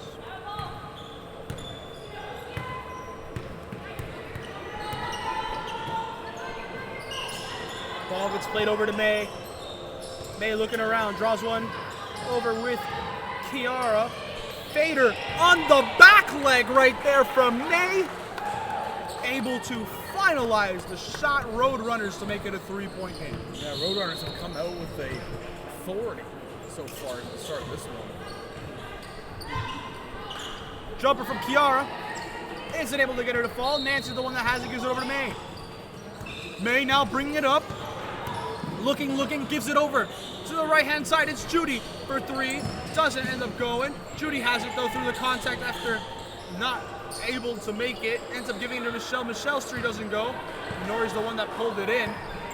Kiara a little shaken, but not stirred on that play. Kiara looking around. It gets bumped out off of her, and it will be Roadrunners' ball. You can see Kiara's a bit surprised by it. Puts up her hand going, what? What are you talking about? It got tipped off of her hand, and she let go of it immediately. Thought it didn't hit her, but I guess refs saw something else. Just how it is, I suppose. Runners now taking possession. Judy looking around. Dumps inside to Tara. Tara with a fader. Oh my goodness, able to get her to go off the rim, off the glass. Off the rim, off the glass. And swirl it in on the finish. All from one shot. Fantastic. Just spin around on the top part of the key right there. Oh, Sid with the left hand finish. Just drives to the lane. That's her style of game. It's something we've noticed when it comes to this members only squad. Whenever Sid's here, she's just going straight to the rim every single time. Most definitely. Mess up here. Got to be able to adjust the score here. Members only goes up on the other end, not able to convert it. Kiara goes up once again on the second chance, and at the second time of asking, they're able to convert it, making a 1 point game. The lay-in goes up, and it's a foul for the Roadrunners here. Michelle, the one to be the beneficiary. One big piece missing here for this Roadrunners team. It is Justina. Justina missing in this game. Obviously not to the best of benefits for her, but on the other hand, with Justina out, we do have her sister today actually in Joyce. Joyce got injured following the first game of the season extremely early on in that match. Has missed the rest of weeks 2, 3, and 4, but after our 1 week break here for Canada Day, little bit additional rest time, she is back here today. It's going to be nice to be able to see what she can do.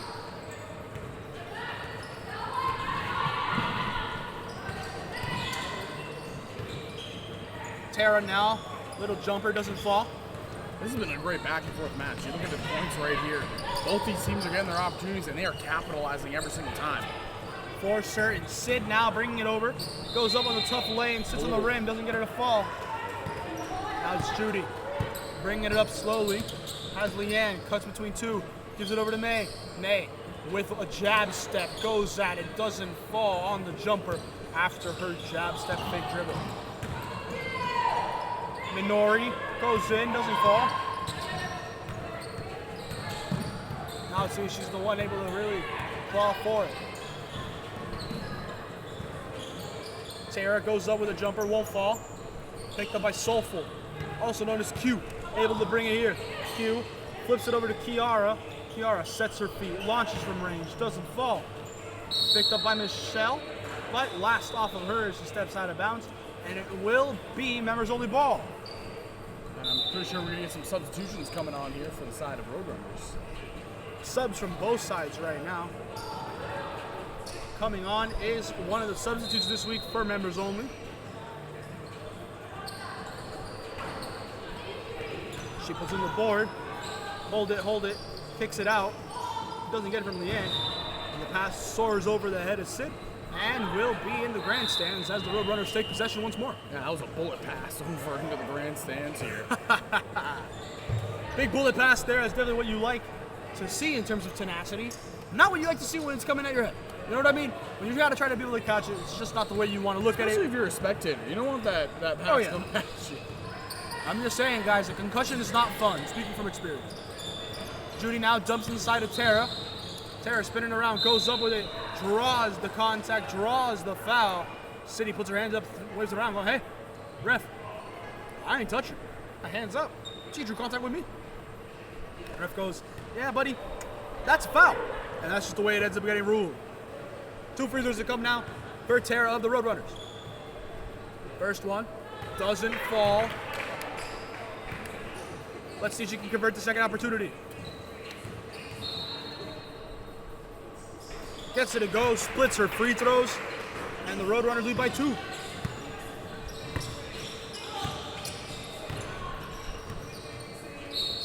Kiara steps back, launches from 3, doesn't fall. It bounces around, Tara getting boxed out. And that Tara box out on cue, apologies.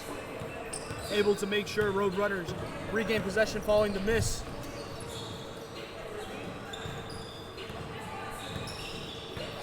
May now dribbling, looking.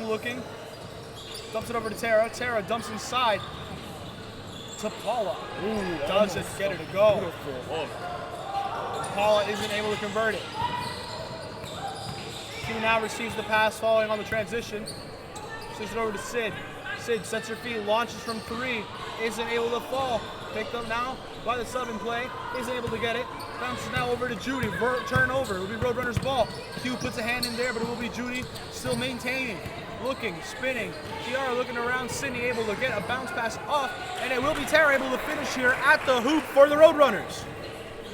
Roadrunners here just extending this lead now up to 4.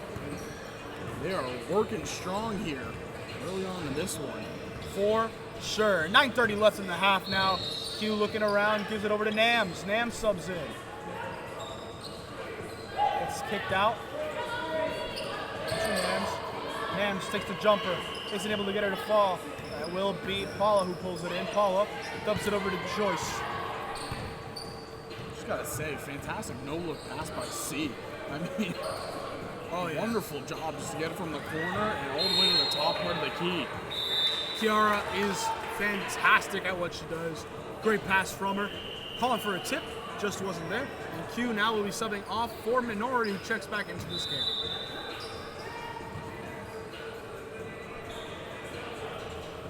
Timeout is called, it seems. Yeah, timeout is called. So before we get to see this inbound, we will be right back, folks, with a little bit of an intermission, I guess you can say, a little break. We will be right back.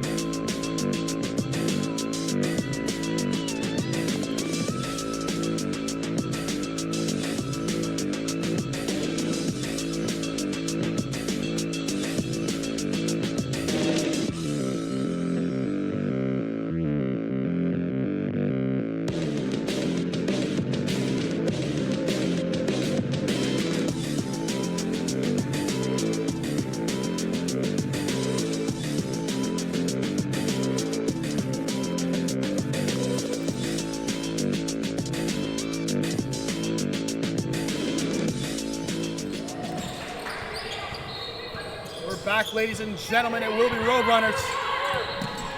Looking to get it up so there's no half-court violation. Paula stops, gets it over to Judy. Judy looks, trying to get over to May, gets picked up by Nams. Nams now bringing it up, tosses it over. No dice though as it gets tipped around into the hands of Paula. Paula now bringing it up the court. Flips it over to Judy. Judy steps, takes the jumper, won't fall. Picked up by Andrea. Andrea doesn't go either. And we'll be Sydney now bringing it up. Sid. Sid, always the ball carrier, always taking it. Mid-range, Jay from the free throw line can't fall. Not her opportunity there as it doesn't go. Judy now bringing it up here for Roadrunners following the pass from Joyce. Much from three, bit too high on the glass. Nams pulls it in, ends up giving it over to Sid. Gives it now over to Minori. Minori gets stripped, gets taken by Judy, who's bringing it up the court now. Pause for a moment, goes around, gets knocked out of her hand. Good defensive play right there by Sid. Oh yeah.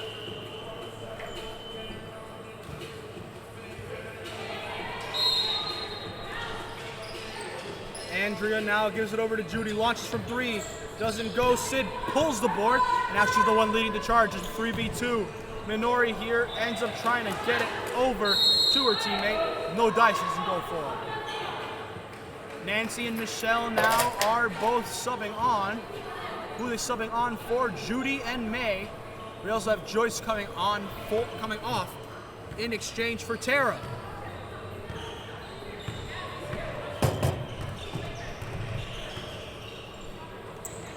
Michelle over to Tara. Tara goes in through the contact and finalizes around the rim. Roadrunners give two more. And it's really been the Roadrunners in this first half that just kind of dominated.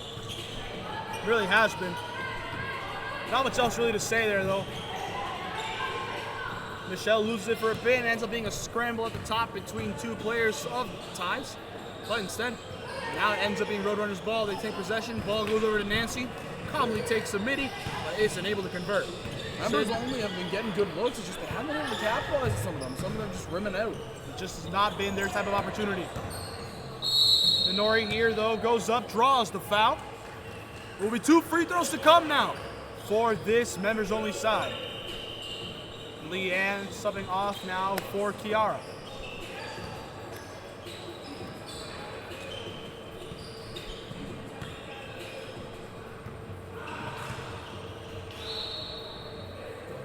First one here from Minori, able to convert.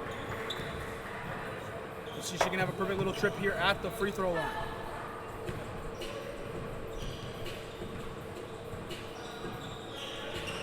Isn't able to go, it splits. And it's the last off of, who's the last off of? It's another great play by Sid. Yeah, and it's last off there by Michelle. Sid went up for it and ended up bouncing off of Michelle instead. And it will be another opportunity here as the members only side, though only getting one there at the line, able to get two following a quick forced turnover and a make. Tara with a fader, able to get it. Yet another shot from the mid-range. Tara has been on fire today. And we have a bottle on the court. It started rolling on me. Little Mountain Dew bottle there falls in, and the turnover now gets forced. Roadrunners now being the ones bringing it up.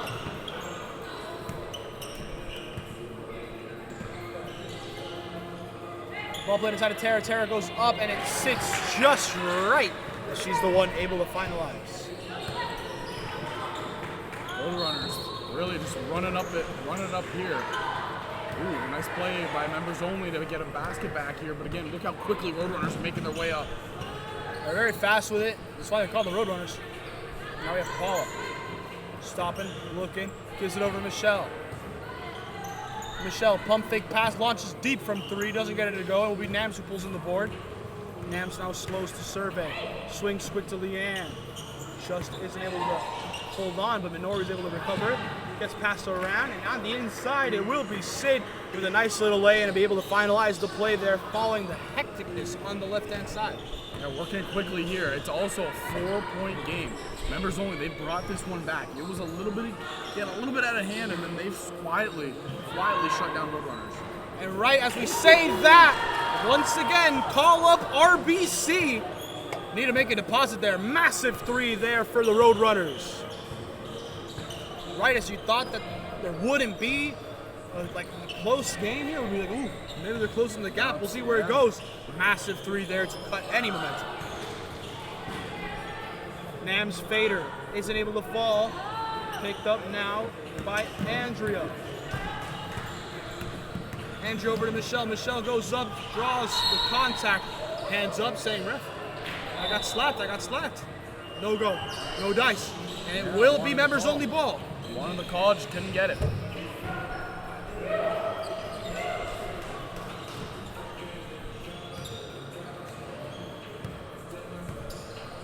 Sub soon to be made, I believe, for members only with Q. Getting up and getting ready. Ball given over to Leanne. Leanne tries a 3, won't fall, and after a tip up, ends up in the hands of Nancy. Nancy draws a double team, ends up now for Tara. Kiara playing full court press. Stops her dribble, gives it over to Judy. Judy back to Tara. Tara stops, pulls up from the midi. High bounce, no go.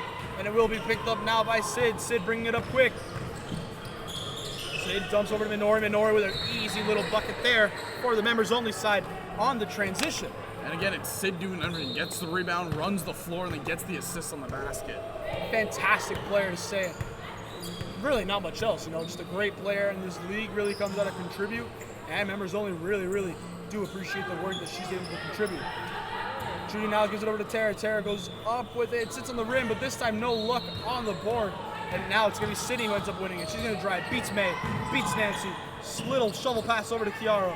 Kiara steps back a little bit, pulls up from the midi, doesn't fall, and it gets picked up now by Nancy. Almost the exact same play we saw just moments ago. Sid gets the rebound, drives up the floor, and aims for the assist. This time the C can't get it to fall.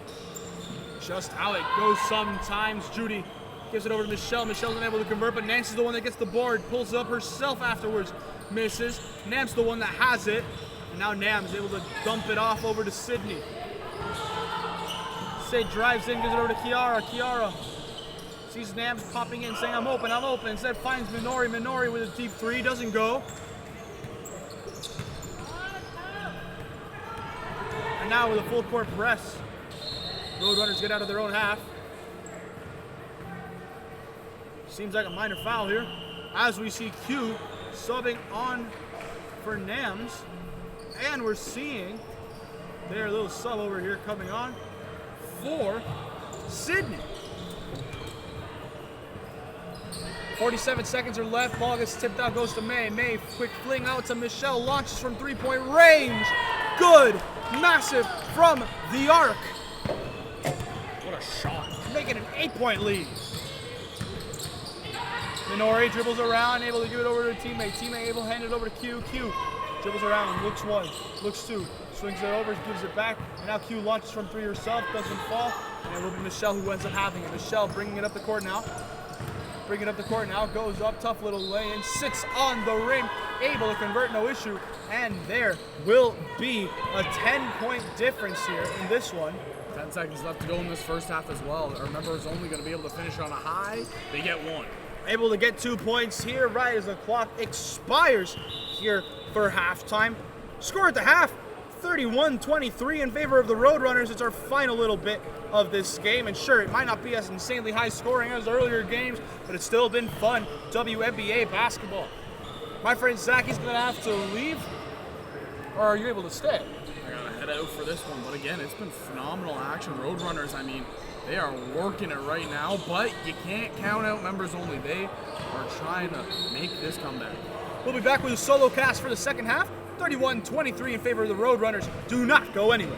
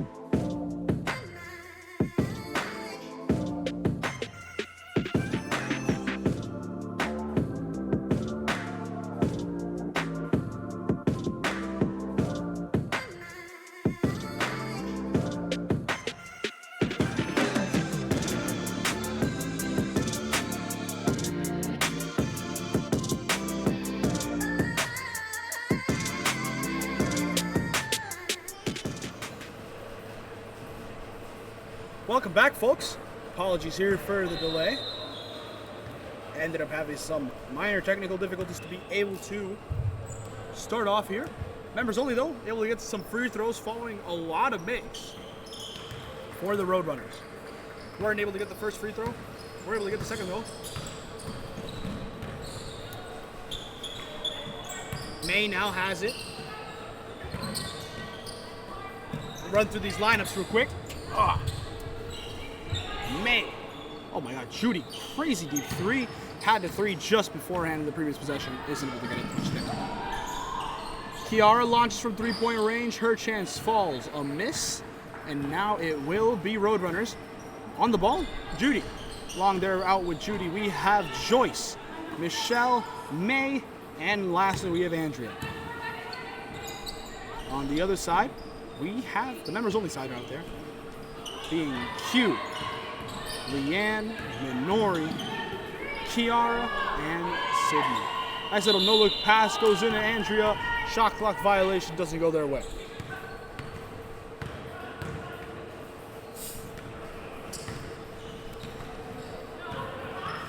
Members only bringing it up the court now.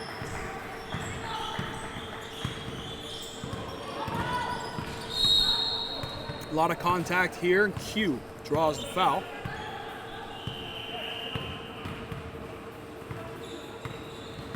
Sub being made, it will be Andrea coming off for Nancy.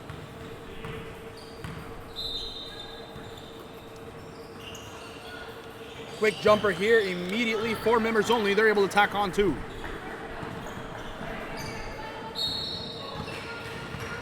Judy slows down the tempo here. Gives it over to Nancy. Nancy, quick pass inside, gets tipped out. Will be Q bringing it up now. Stops, looks, gives it over to Leanne. Leanne almost picked off there by Michelle. Said it almost falling out.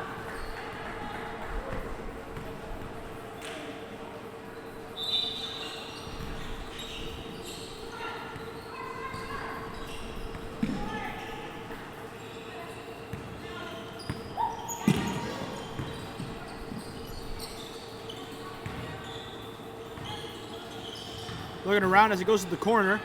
No fall. Judy now gives it over to Nancy. Nancy looks around, isn't able to hold on to it. Now it's going to be given back out.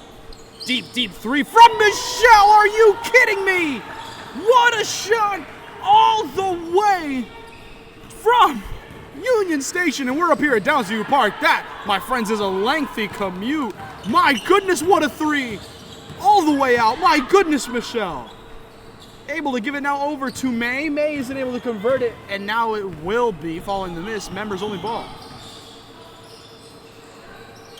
Ball Minori. Minori gives it over to Leanne. Leanne able to now give it over to Sid. Sid goes up, draws the foul. 2 free throws to come here for the members only side.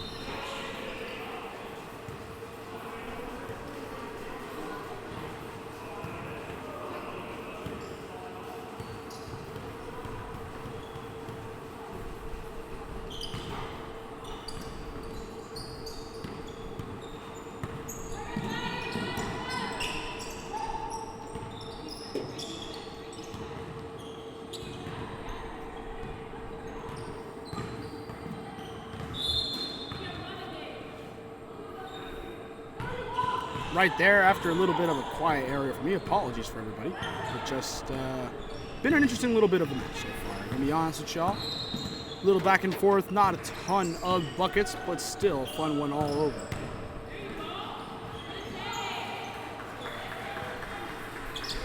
And right there, 2 points there, 4 members only. Michelle drives in, able to kick it out to Judy.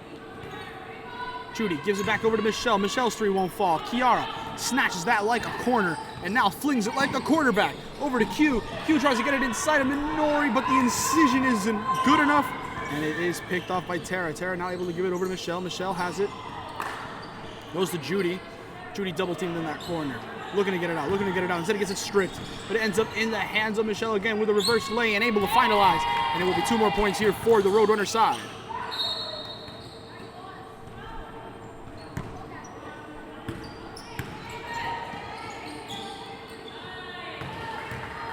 Big bucket there. 4 members only to make it 41-30. And a timeout is called, folks, so we will be right back here after these minor messages. And by minor messages, I mean none. If you want to sponsor at Megacity, please send it our way. We'll definitely be able to put it all in.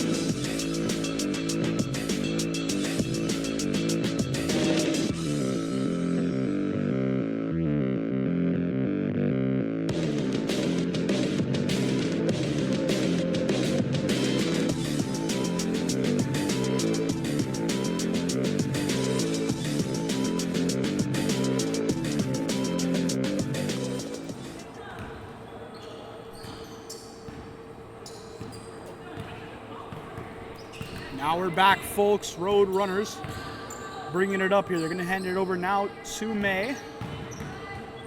May stops for a moment, gives it over to Judy. Judy, able to get a little bit on the hesitation, but isn't able to convert the jumper after getting the defender to jump up. And it will be Kiara goes up through the contact. 2 free throws to come now, 4 members only.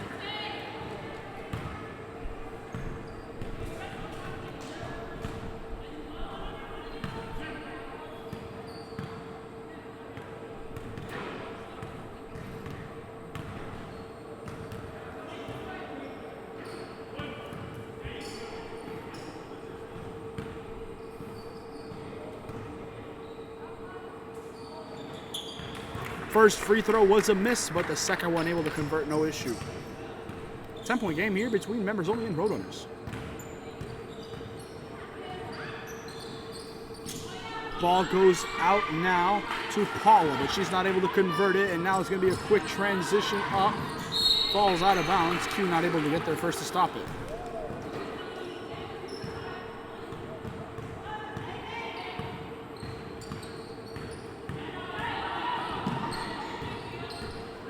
May looking around, finds Judy. Judy able to look for Tara, gives it back over to Judy.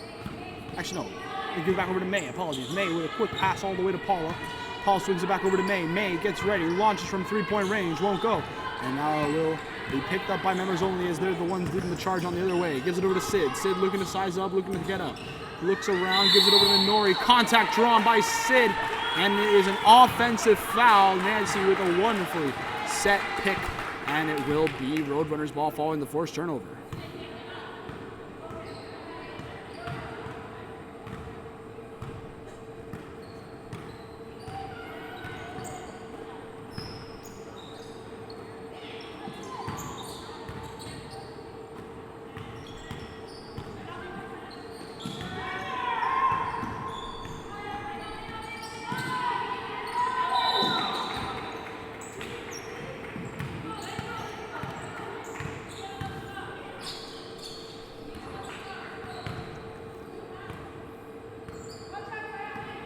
Will be a little inbound here from Minori over to Q, who will be pushing the tempo here for the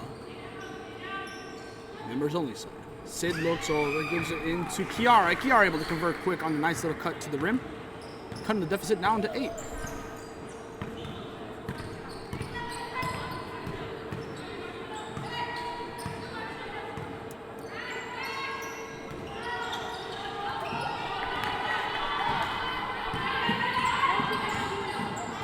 Goes right to the hoop, members only lose the ball.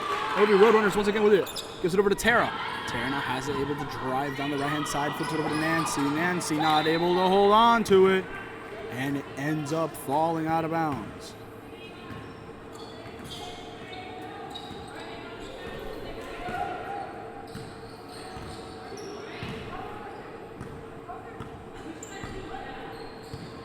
Ball gets bounced over to Sid. Sid takes the screen from Minori, goes in, one ball, and it will be picked up by Paula.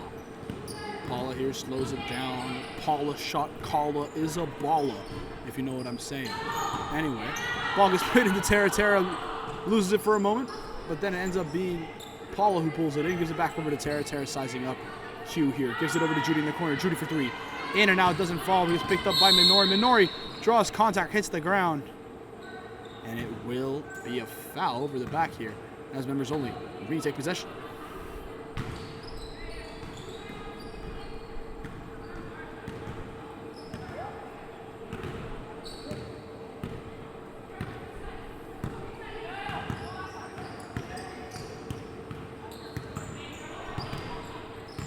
Sid sizing up Paul here on the right hand side, jabs inside, gives it over to Kiara. Kiara looking, isn't able to do much, and ends up for Nancy. Nancy gives it over to May, following the steal. Now May's the one leading the charge. Gives it back over to Nancy.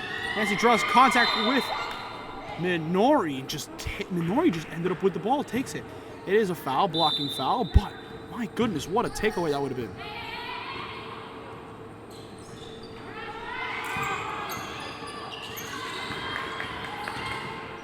Up goes Judy, isn't able to convert it, gets bounced around, ends up in the hands of May. May dumps it off quick to Nancy, pulls up from the midi, doesn't go, bounces around once more, and as the scoring has stagnated a bit here in this second half, it still has been an interesting game. Sid gives it over to Kiara. Kiara takes a jumper, isn't able to make it, and now it's going to be in the hands of Paula. They're going to be the ones picking it up on this side of the court. Now it's going to be Paula. Paula, quick pass over to May. May, 1-2, steps inside, won't go. Nancy tips it out, ends up in the hands of Kiara. Now on the break, but it is a 1v3. She might slow it down or might take it herself. Slows behind the back, tries dumping it inside, ends up gets tipped, and now it's going to be May to Paula, Paula to Nancy, Nancy to the basket, and 2 points as the Roadrunners break a massive scoring drought in this game, not just for themselves. Sid goes in, dumps it over to Q. Q takes a three, isn't able to make it. And now it's going to be picked up once more by Tara. Tara's going to be the one having it, gives it over to May. May has it, walks around, gives it over to Judy. 1-2, draws contact, goes up, draws the foul. 2 free throws to come now for Judy of the Roadrunners side. A lot of subs being made here for both teams.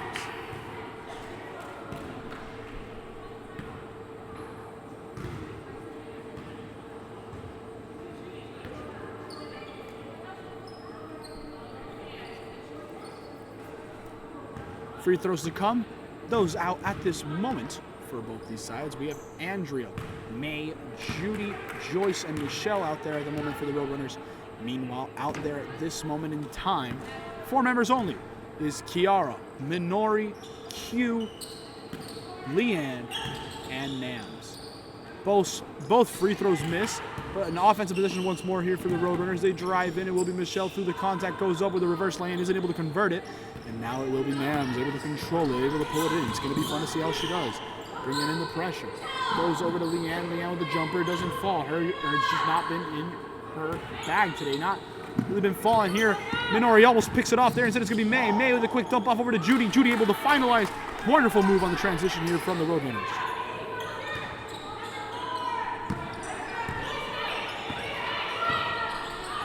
Q squares up from 3-point range. It's long, isn't able to convert it off the rim. Now it's going to go over to Judy. Judy with the jumper. It sits on the rim, able to convert it. And the Roadrunners continue to extend this massive 14-point lead that they have.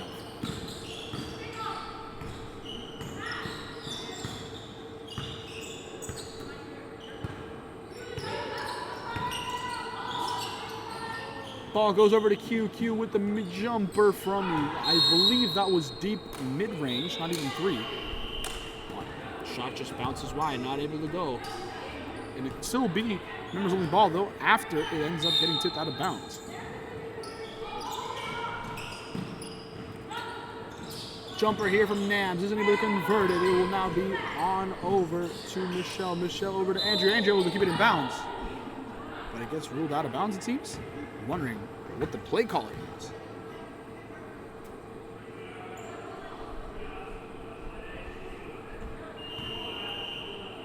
What is the call here? Somebody on the ground.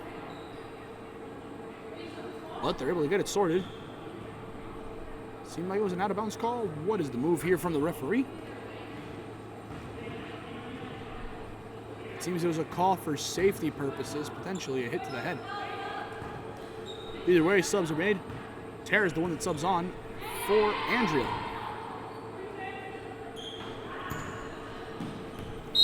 Ball goes out, not able to convert.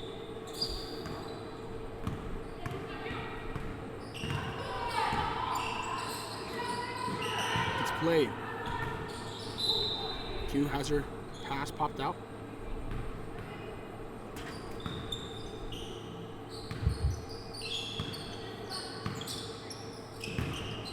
Ball gets played around and goes to May. May it's from Michelle, gets it back. Now they're bringing it up. May jumps over to Tara. Tara swings over. Now to Judy for three. Doesn't fall.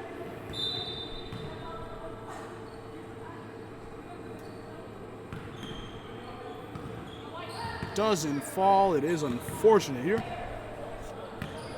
And now it will be members only bringing it up.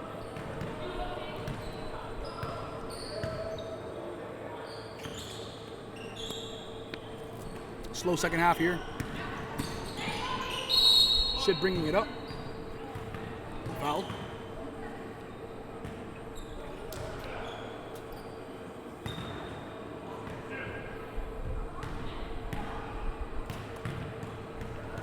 Two free throws here for Sid. First one gets it to go. Let's see if she gets a perfect little trip here.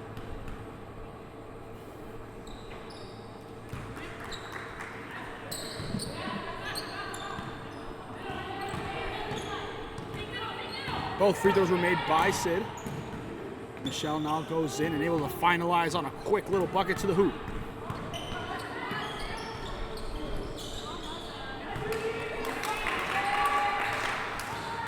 And it got stolen quickly again by the Roadrunners, able to finalize. My goodness. Embers only goes up, not able to really give it off. Now it's going to be over. Gets swung out. And it will be Michelle. Michelle bringing it up here. Swings it inside of Tara. Tara goes around with the spinner. Isn't able to convert it. And now it's going to be picked up by Nams. Nams has it. Draws contact here from Judy. Hands up. And no dice. And it will be Sid now squaring up. Says, you know what? I'm just going to let it fly from range. Doesn't go. And it will be Judy who gets the board. Looking at it. Dumps it over to Michelle. Michelle the one bringing it up.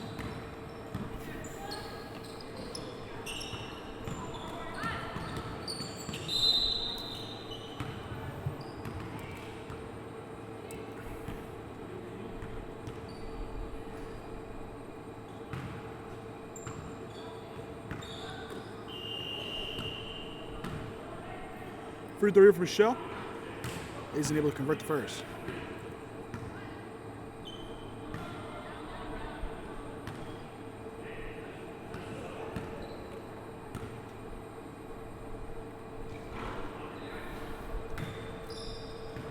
So one of the free throws not able to go in. It is a two-pointer here that gets made.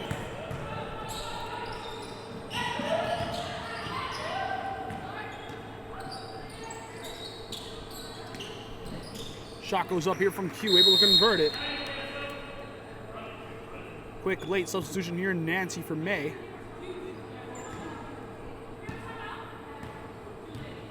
.144 remaining.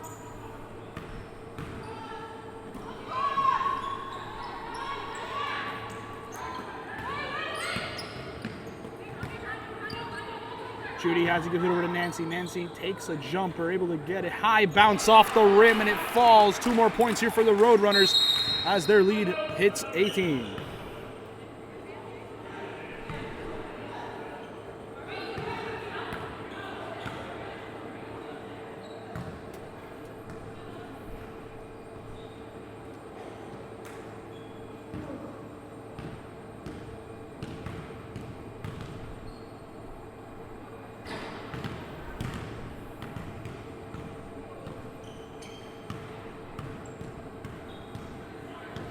Timeout was called here. It is 1:23 remaining, but we still have a little bit less of basketball. We'll be right back, folks.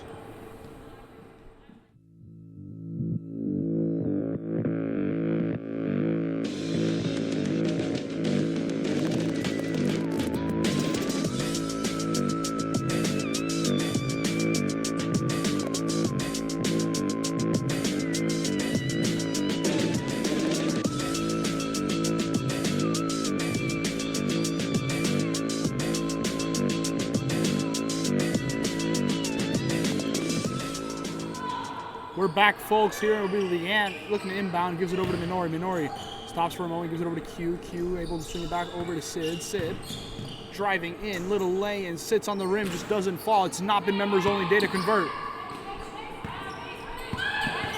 Now here we go. On the spin around, Judy dumps it over. It ends up in the hand right there, a little fall there, trying to draw a Q. Surprised to not get the call there through the contact. Joyce has it, flips it inside. Michelle with the spin, the finish inside. And it will be Roadrunners now.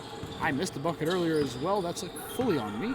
And it will be 59-37 here. It's been a bit of a blowout here between both of these sides. Ball goes up here from Nams. Able to score a quick little bucket inside here for members only. To tie it, well, not tie it up, to make it a 20 lead now. But with under 20 seconds left, this game itself is over. Let's see if they're able to get another point or something. Michelle drives around, looking to see how it goes. Flips it over to May. May back over to Michelle. Michelle stops for a moment, thinks about it, instead gives it over to Joyce. And Joyce holds onto it, and that will be the game. Final score, 59-39 here. Roadrunners able to run away with that one. Able to avoid the coyote that was the members only side here today. Roadrunners now sit at 3-2 on the season as they look for a nice little bit to end it off. As for this long little broadcast, folks, thank you so much for watching. As always, I'm Julian Quintero on the mic. Thank you so much for watching Megacity Basketball. I wish you the best. You have a great rest of your day.